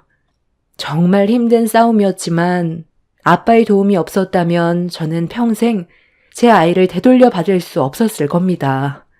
그리고 지금 현재 아빠에게 남은 시간은 3달 정도 주어진 상태입니다. 제 옆에는 아빠와 상간녀 사이에 낳은 자식이 있어요. 아빠는 저에게 모든 재산을 넘겨주는 대신 아빠와 상간녀 사이에서 태어난 아이를 제가 돌봐주길 바라고 있습니다.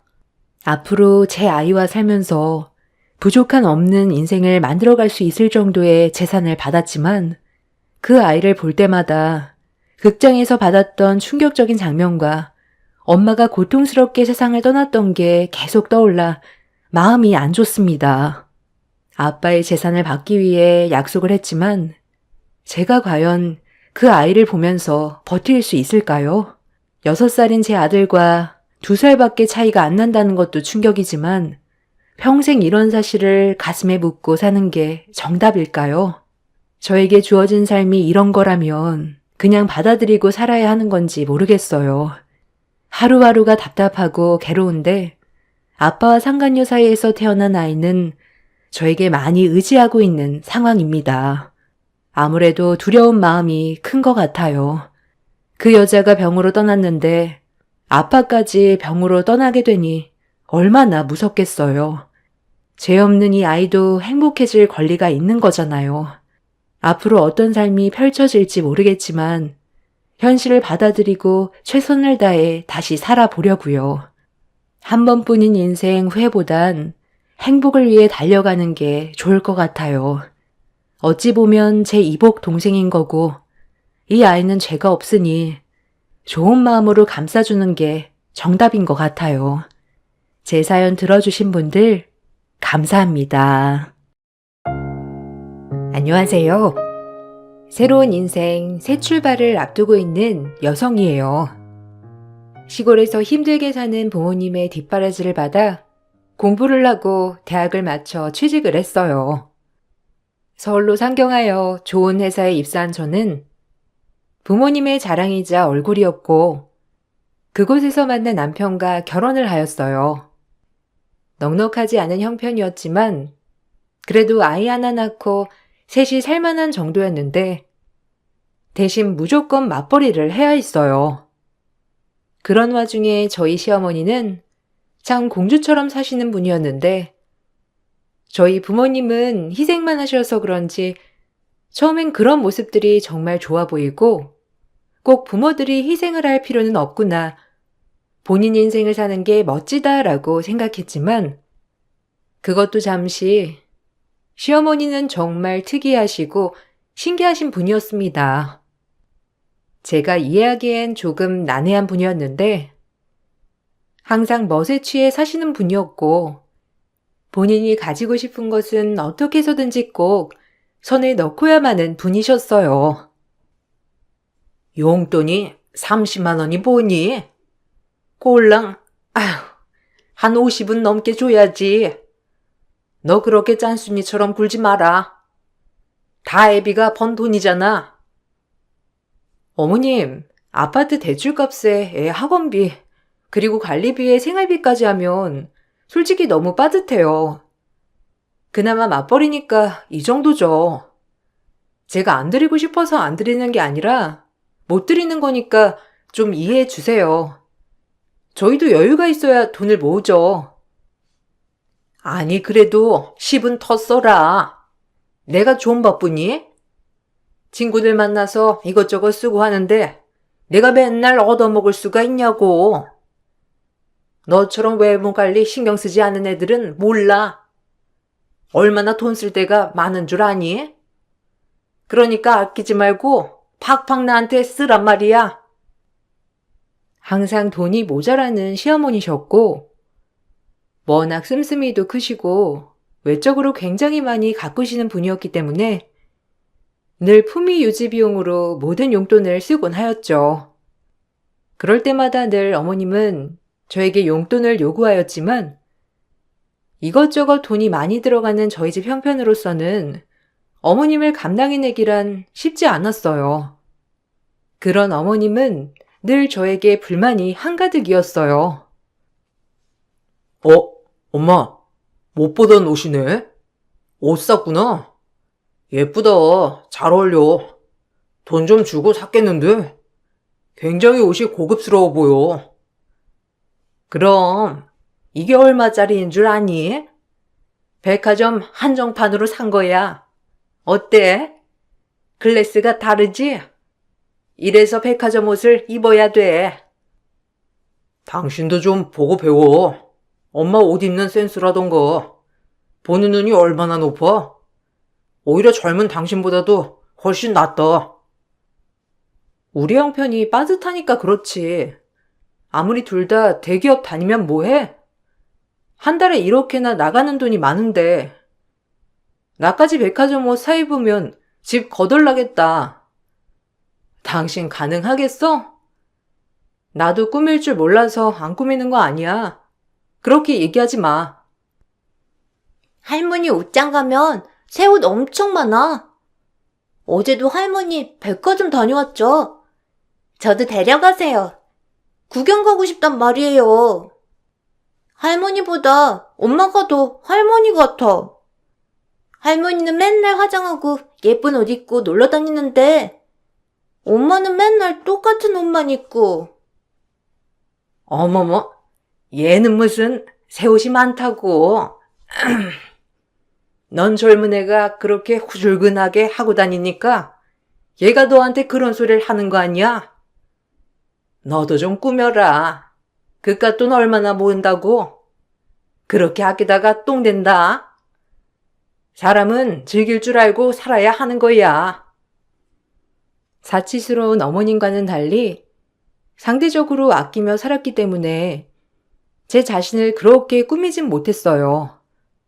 그런 모습을 보고 남편은 시어머니에게 꾸미는 방법을 좀 배우라고 했고, 정말 천지분간을 못하는 모자 같았지만 시어머니가 아예 이해가 안 되는 건 아니었어요.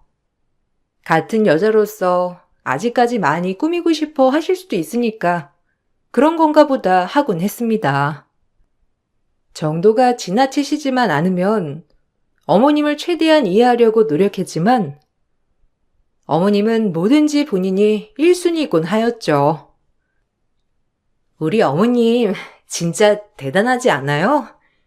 매번 철철이 옷 쇼핑에 머리며 액세서리까지 저 나이에 저렇게까지 하는 게 대단한 것 같으면서도 어떻게 보면 너무 본인만 챙기는 것 같아서 가끔 서운할 때도 있다니깐요. 안 그래요, 형님? 전 그렇던데. 뭐 나도 완전히 이해가는 건 아니지만 워낙 멋쟁이시잖아. 그러려니 해야지. 아무튼 우리랑은 정말 다르다니까. 예, 너 이게 어떤 옷인데 여기다가 주스를 쏟아? 어쩜 얘가 그렇게 조심성이 없는 거야? 아우, 어쩐담. 나가야 하는데. 잘못했어요. 할머니, 주스 드리려다가 무거워서 손이 미끄러졌어요. 죄송해요, 할머니. 화내지 마세요. 하여튼 덤벙대는 건 꼭 지 엄마 닮았지 아주. 누가 주스 달랬어? 꼭 말도 안 했는데 그렇게 설쳐대길. 어머님, 너무하세요. 애가 할머니 드리겠다고 고사리 같은 손으로 그런 건데 옷이야 빨면 되는 걸 그렇게 화를 내세요. 네가 애 교육을 잘못 시키니까 애가 조심성이 없지. 내가 오늘 이 옷을 입고 나가려고 얼마나 펴렀는데. 하여튼 마음에 드는 구석이라고는 없다니까. 며느리들이 꼴랑 둘인데. 지들 꾸미는 거 하며 생각하는 마인드 하며 나랑 달라도 너무 달라. 어쨌든 우리 집 올 거면 애들 아무것도 손 못 대게 해라. 혹시라도 내 옷이나 내 신발 가방에 뭐 묻히기라도 하는 날엔 가만 안 둬. 어머님은 그날 그렇게 동서와 말다툼을 한 뒤 놀러 나가셨고, 본인이 제일 중요하신 분이었기 때문에 그날도 그렇게 화를 내고 나가셨어요. 동서는 매우 화나했지만 어머님이 원래 그러신 분이니 그냥 씩씩대고 말더라고요. 저 역시 동서 같은 마음이 많이 들었어서 동서의 마음을 충분히 이해했고, 그러고 나서 원래도 외적으로 많이 꾸미시는 어머님이었지만 요즘 들어 지나쳐도 너무 지나치다 싶은 마음이 들더라고요. 용돈도 모자랐는지 남편의 신용카드를 가져다가 돈도 엄청 쓰셨고요. 당신 어머님 이번 달에 얼마 쓰셨는 줄 알아? 자그마치 170만 원이야. 진짜 우리 형편에 이건 아니지 않아? 혜진이 발레 다니고 싶다는 것도 못 해주는 마당에 나이든 어머님이 나가서 턱턱 170만 원씩 긁는 게 말이 되냐고. 당신이 어머님한테 얘기 좀 해. 이건 진짜 아닌 것 같아. 우리가 무슨 떼돈 버는 부자도 아니고 나 진짜 계속 이런 거 못 참아. 언제까지 참아야 해? 엄마 예전에 많이 못 살고 힘드셔서 그래. 내가 이런 거라도 해줘야지. 아들이 돼가지고 이런 것도 못 해주겠어? 정도껏 하라는 거야. 누군 우리 엄마한테 못 해주고 싶어서 그래? 지난달 엄마 생신 때 홀랑 용돈 10만 원 드렸어. 어머님 카드값 갚느라 그것도 겨우 드린 거야. 카드값 갚는 사람 따로 있고 쓰는 사람 따로 있지? 나 진짜 너무 힘들다. 엄마한테 용돈 매번 드리지도 못하는데 생신 때마저도 난 우리 주머니 사정 봐가면서 드려야 해? 내가 돈을 왜 버는 건데? 네 말 무슨 말인지 알았는데 엄마한테 뭐라고 하지 마. 내가 알아서 할 거니까. 만약 엄마한테 눈치 주면 가만 안 둬. 우리 엄마 충분히 누르셔도 되는 분이야. 내가 천천히 엄마한테 얘기 들을 거니까 네가 나서서 뭐라고 하지 마. 알겠지? 씀씀이가 점점 커져가는 어머님이었지만 남편은 그걸 그냥 보고만 있었어요. 속이 터지는 게 한두 번이 아니었고, 어머님은 거기에 더불어 남자친구까지 만드셨는지 남자친구를 만나서 오히려 본인이 돈을 더 펑펑 쓰고 계셨던 거예요. 있는 척 하려니 돈은 모자라고, 그러니 한없이 남편을 닥달하고, 그러다 결국 남편의 신용카드까지 가져다가 쓰시게 된 거죠. 명의만 남편 카드였지 제가 월급이 훨씬 많았기 때문에 빚을 갚게 되는 건 저였고, 남편의 카드가 연체되면 신용에도 문제가 생기게 되니 매번 카드값을 갚으면서 한숨이 턱턱 나왔습니다. 아무리 얘기를 해도 달라지지 않는 현실에 솔직히 짜증도 많이 나더라고요. 하지만 시어머니는 정말 뭐가 잘못된 줄 모르셨고 무턱대고 가랑이 찢어지게 행동했어요. 아이고, 우리 최 선생님. 밥값은 제가 낼 테니까 걱정 마세요.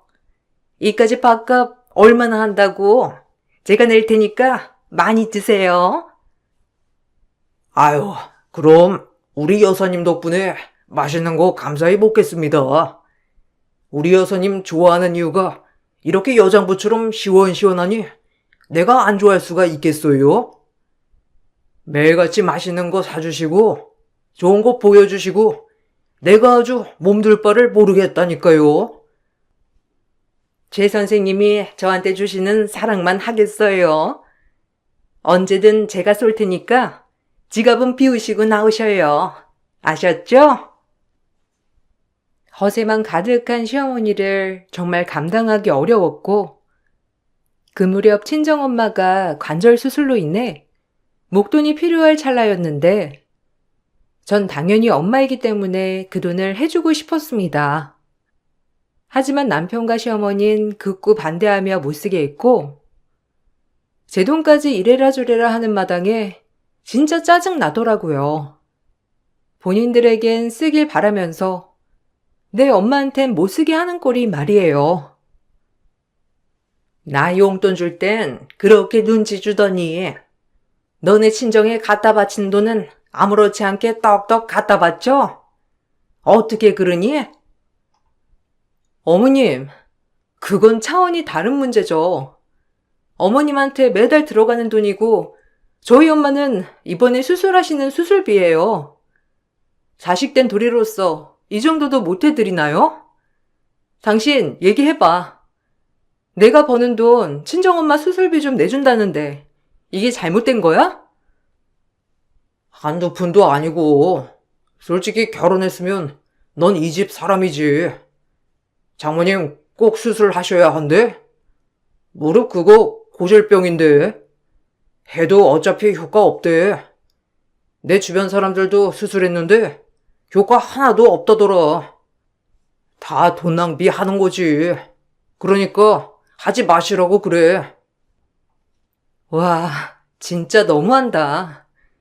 난 무조건 엄마 수술시켜 드릴 거고 내가 버는 돈이니 아무도 나한테 터치할 생각 마. 그리고 어머님이랑 당신 진짜 너무하네요. 어떻게 제 엄마 일에 나 몰라라. 특히 어머님 진짜 양심에 손을 얹어보세요. 그렇게 매번 돈 가져가시고 카드를 그렇게 써대면서 저희 엄마 아프신 수술비를 못 드리게 하는 게 말이 되나요? 입장 바꿔서 제가 어머님한테 그런다고 생각해 보세요. 이건 진짜 아니지 싶네요. 어머님, 저 진짜 어머님한테 정말 이렇게 섭섭할 수가 없어요. 너무 서운했고 내가 그동안 시어머니를 내 엄마처럼 왜 모시기로 생각했나 싶었어요. 그리고 전 친정엄마 수술비를 보태드렸고 오히려 제가 수술비를 보태드리자 시어머님은 저에게 더 큰 용돈을 요구하시더라고요. 기다렸다는 듯이 당당하게 화를 내시며 달라고 하셨는데 정말 힘들었습니다. 배보다 배꼽이 더 큰 어머님한테 모든 걸 맞추기란 쉽지 않았고 지쳐가는 하루하루였어요. 마음 같아선 시어머니의 허세를 감당하기 어려워 다 포기하고 나오고 싶었지만 그 부분만 빼면 정말 제가 생각하는 완벽한 가정이었기에 미련하게 계속해서 참았던 것 같아요.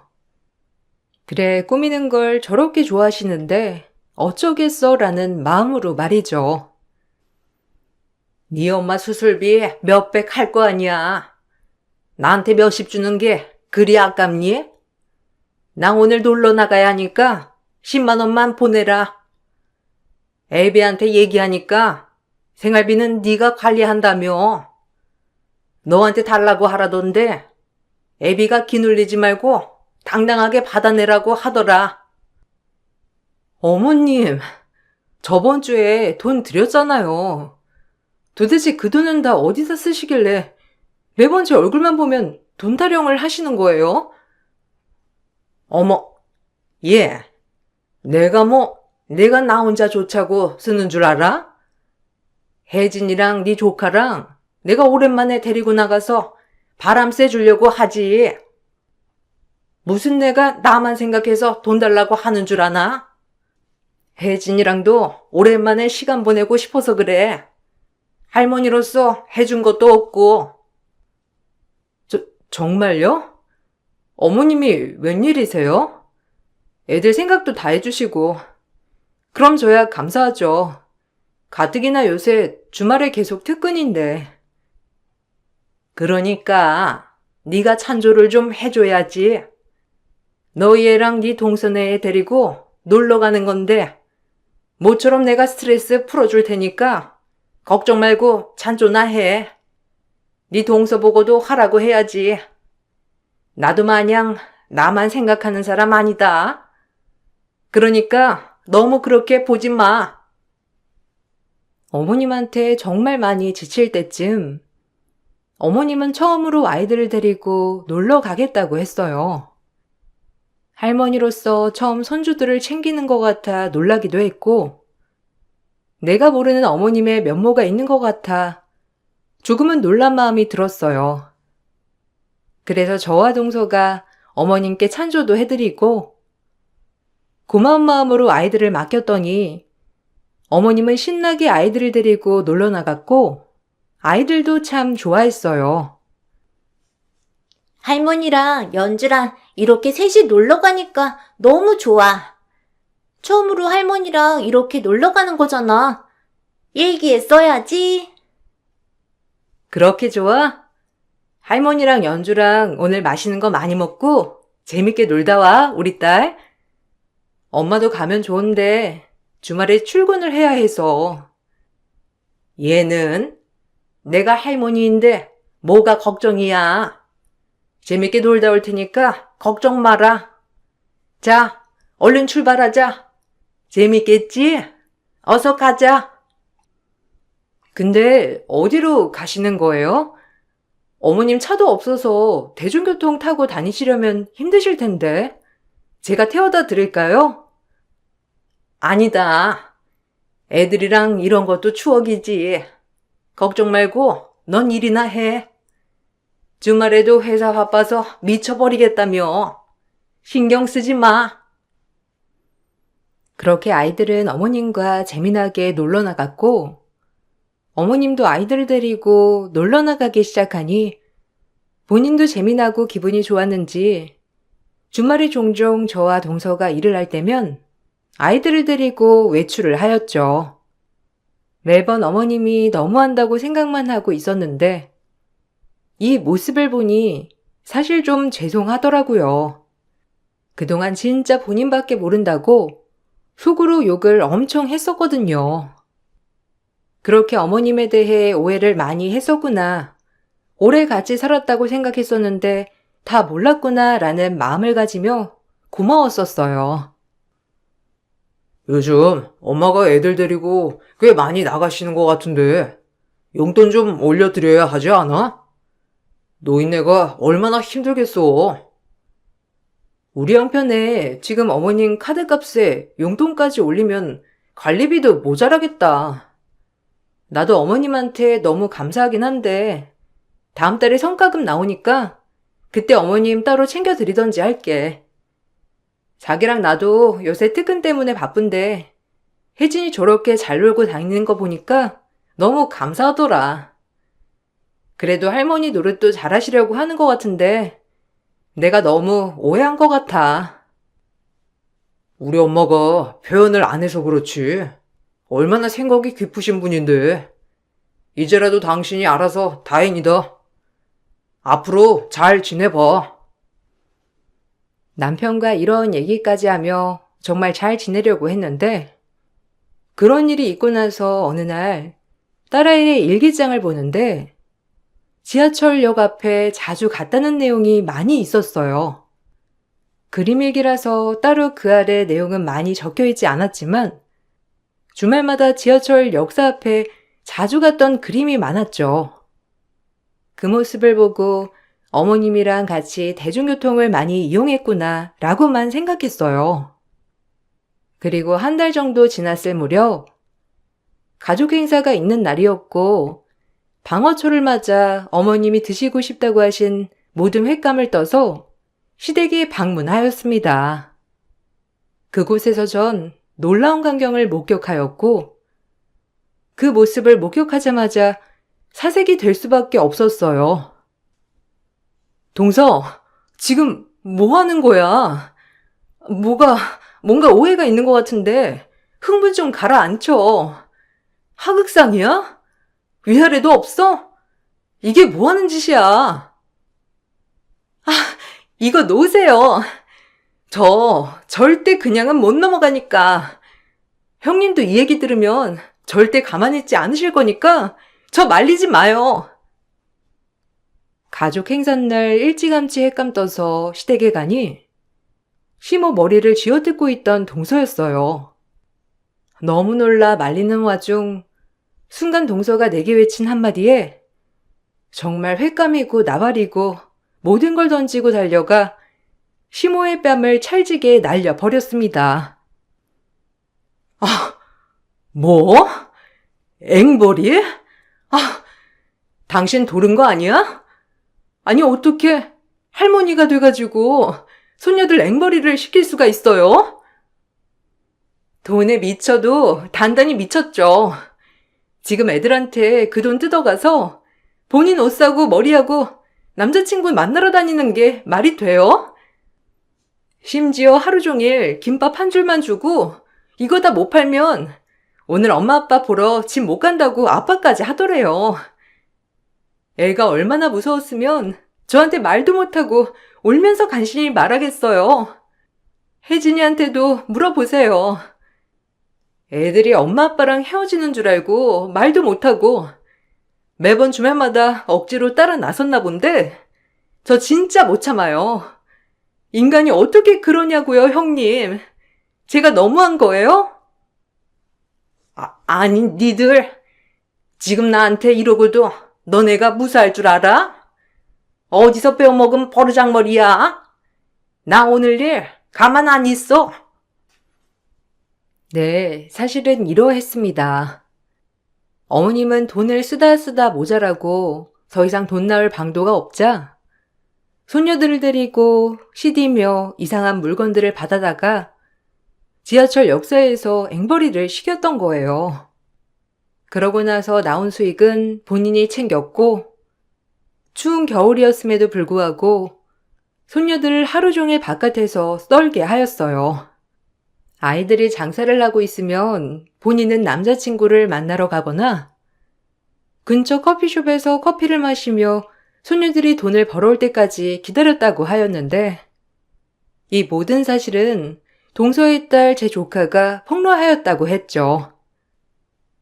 할머니랑만 나갔다 오면 손발 얼음장에 피곤해하고 힘들어해서 물어보니 할머니가 말하지 말랬다고만 하고 내가 오죽하면 뒤를 밟았겠어요?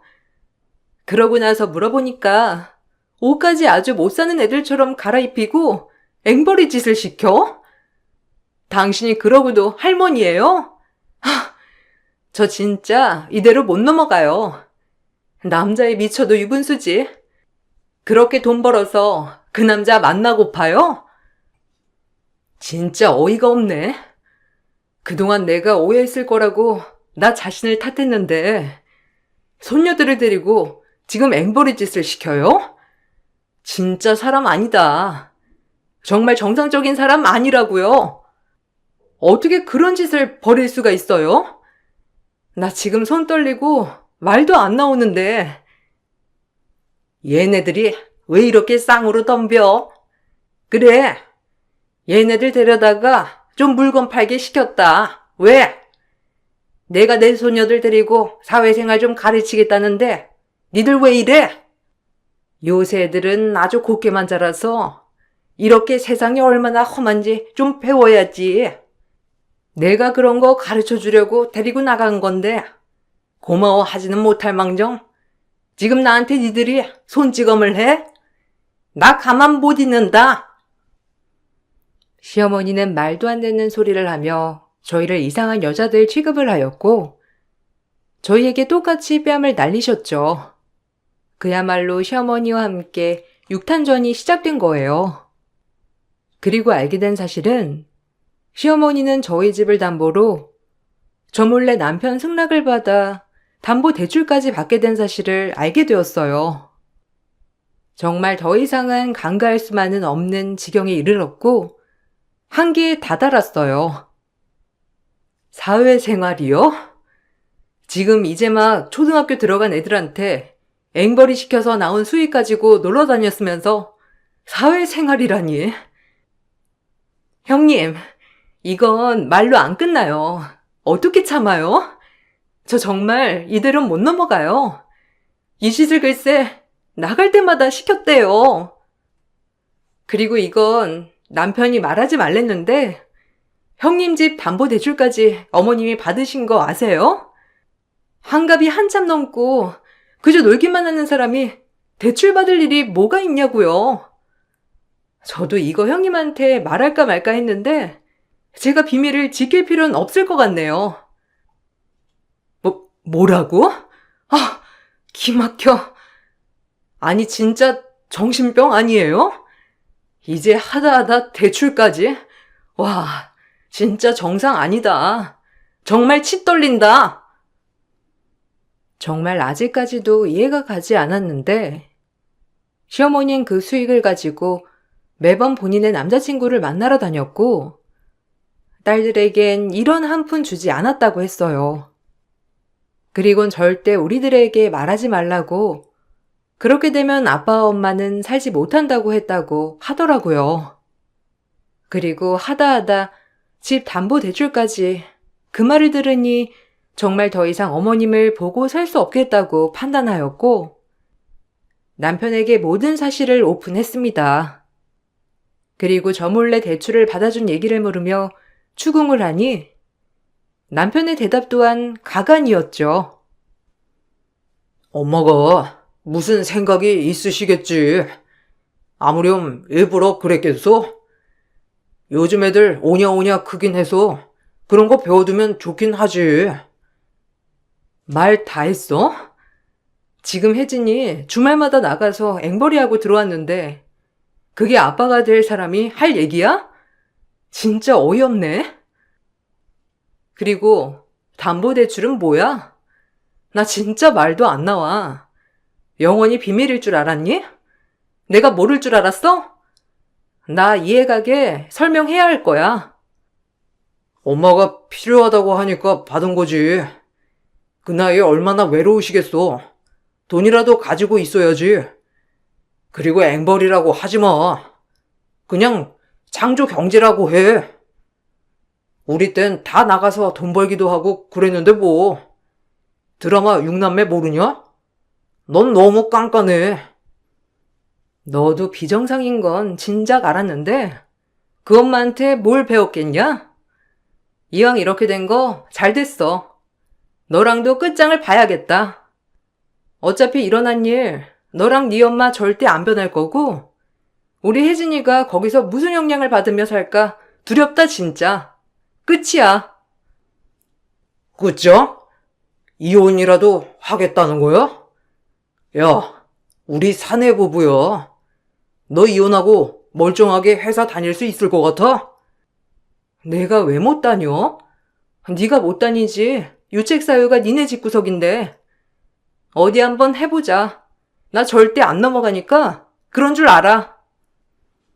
남편의 태도에 화가 머리끝까지 났고 도저히 이런 남자와 살 수 없겠다고 판단했어요. 전 그 즉시 이혼 소송과 함께 시어머니와 남편에게 위자료 청구 소송을 이어갔고 그리고 시어머니를 경찰에 고발하였어요. 시어머니는 끝까지 경제관념을 알려준 것이 뭐가 그렇게 잘못이냐는 태도로 나왔고 대출 또한 다 본인이 알아서 투자하고 수익을 내줄 거라면서 말도 안 되는 헛소리를 짓거렸죠.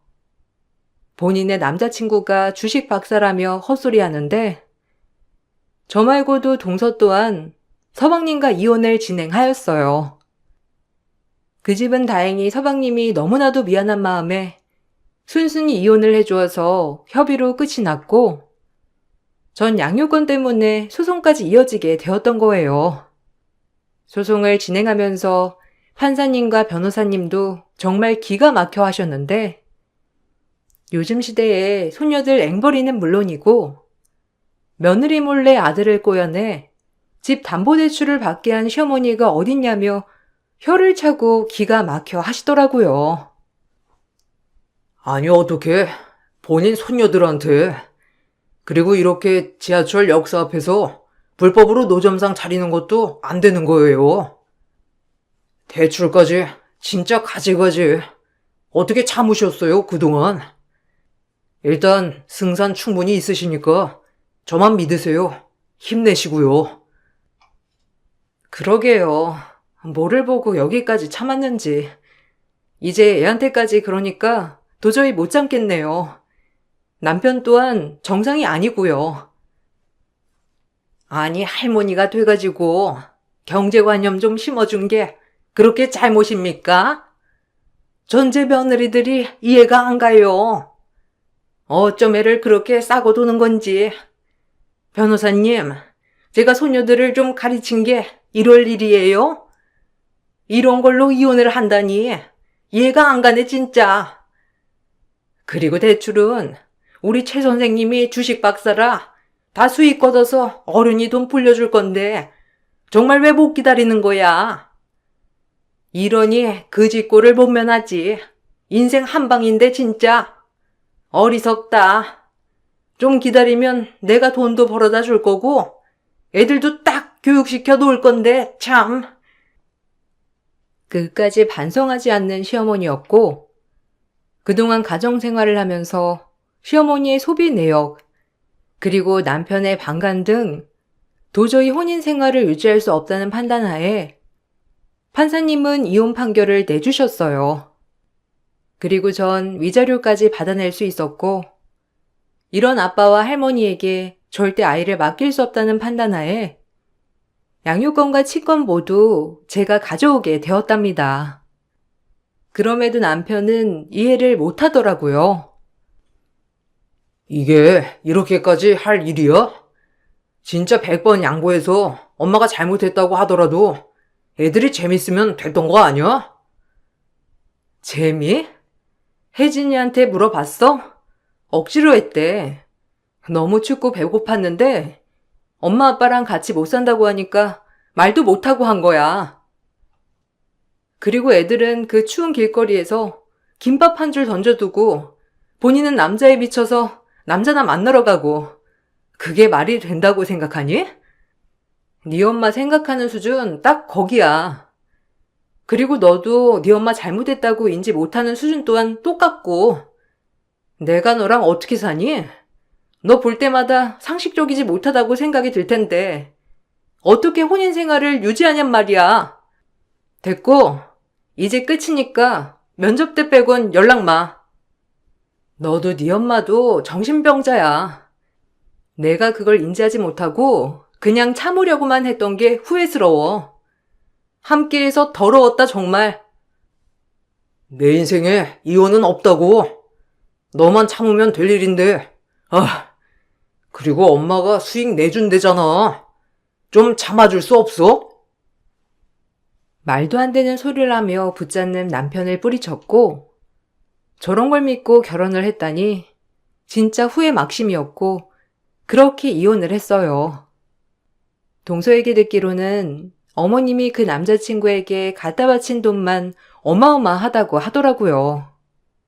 카드값이며 용돈 모두 그 할아버지에게 탕진한 것도 모자라서 딸과 조카를 시켜 벌게 한 수익 또한 반 넘게 그 할아버지에게 갖다 줬다고 했어요. 그리고 제가 고소한 죄가 인정되어 어머님은 집행유예를 받았는데, 그럼에도 본인은 왜 이게 죄가 되냐며 펄펄 뛰었고요. 저만 믿으세요. 아들 이혼했다고요? 아유 참. 이걸 못 기다리고 며느리들이 참 불같네요. 우리 여사님 속상하게. 그러니까요. 우리 선생님만 믿고 제가 다 투자한 건데. 근데 지금 일단 아들도 그렇고 저한테 돈 한 푼 안 주는데 혹시 제가 투자한 금액 중 일부라도 돌려받을 수 있을까요? 주머니에 한 푼도 없이 다니려니까 앞이 캄캄하네요. 어허, 좀 기다리시라니까. 성격 급하시네. 그리고 그 돈 다 묶어놔서 지금 당장은 못 줘요. 원래 부자 되기란 쉬운 게 아니죠. 아유, 그래도 며느리도 이제 없는 마당에 정말 돈 나올 곳이 없거든요. 대출빚도 갚아야 하고 조금이라도 안 될까요? 시어머니는 남자친구에게 돈을 갖다 바친 것도 모자라 수익도 못 내고 전전긍긍하고 있다고 했고, 남편은 어머님이 진 빚을 갚으며 진짜 잘못되고 있구나라고 느끼고 있다고 했어요. 아무렇지 않고 지 엄마 잘못 없다더니 본인이 직격탄을 맞으니 속이 꽤나 타들어가는 남편이었죠. 이 모든 걸 제가 왜 혼자 짊어지려고 했는지 참 억울하기도 하지만 그래도 지금이라도 손절쳐서 다행이라고 생각해요. 그리고 어머님 때문에 아들들은 모두 이혼남이 되었는데도 불구하고 시어머니는 아직까지 본인 잘못을 모른다고 하더라고요. 오히려 우리가 유별나다며 동네 사람들한테 떠들고 다니지만 동네 사람들 또한 시어머니에게 등을 돌렸다고 했고 남편은 그렇게 본인 엄마 불쌍하다고 하더니 본인도 어머님 씀씀이가 감당이 되지 않았는지 어머님에게 그만 좀 하라며 요즘 모자 사이가 예사롭지 않다고 했어요. 참 자기 엄마한테 하는 효도는 셀프인데 모든 것을 제가 해주다 본인이 하려니 본인도 버거웠나 보더라고요. 정말 버겁고 암흑 같은 결혼 생활이었다고 생각이 들지만 그래도 지금은 거기에서 탈출해 제 인생을 찾아 나가고 있답니다. 이혼을 하고 그 집 꼴을 안 보고 사니 이렇게 제 월급이 여유 있었는지 지금에서야 알게 되었어요. 딸아이를 혼자 키우고 있음에도 불구하고 저희 친정엄마 드시고 싶은 거, 딸 하고 싶은 거를 모두 다 눈치 안 보고 해줄 수 있게 되었던 거죠. 지금은 정말 너무 행복합니다. 왜 이제 이혼했나 싶을 정도로 새 인생을 사는 것 같아요. 형님, 그래도 우리 종종 연락하고 지내요. 애들도 또래고 이런 얘기 어디서 하겠어요. 전 그래도 애아빠랑 좋게 끝내서 그나마 시댁 얘기 가끔 듣거든요. 제가 종종 얘기도 전해드리고 할게요. 우리 자주 만나서 이야기 나눠요. 그래, 우리 자주 만나자. 이런 얘기 어디서 하겠어. 연주랑 혜진이 서로 잘 지내기도 하고 우리도 좋은 친구가 될 거야. 그러게요.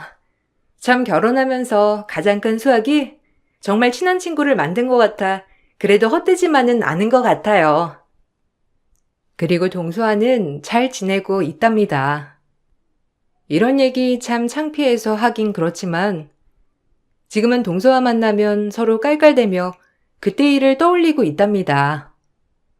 그래도 이렇게 좋은 친구를 만난 것 같아 기분이 정말 묘하기도 하면서 좋기도 하답니다. 지나온 과거가 참 후회되긴 하지만 앞으로 펼쳐질 제 미래가 너무 기대되기에 이제 그만 후회하고 앞으로 나아가려고 해요. 여러분들도 전진하는 삶을 사셨으면 좋겠습니다. 그럼 여기서 마쳐볼게요. 들어주셔서 감사합니다.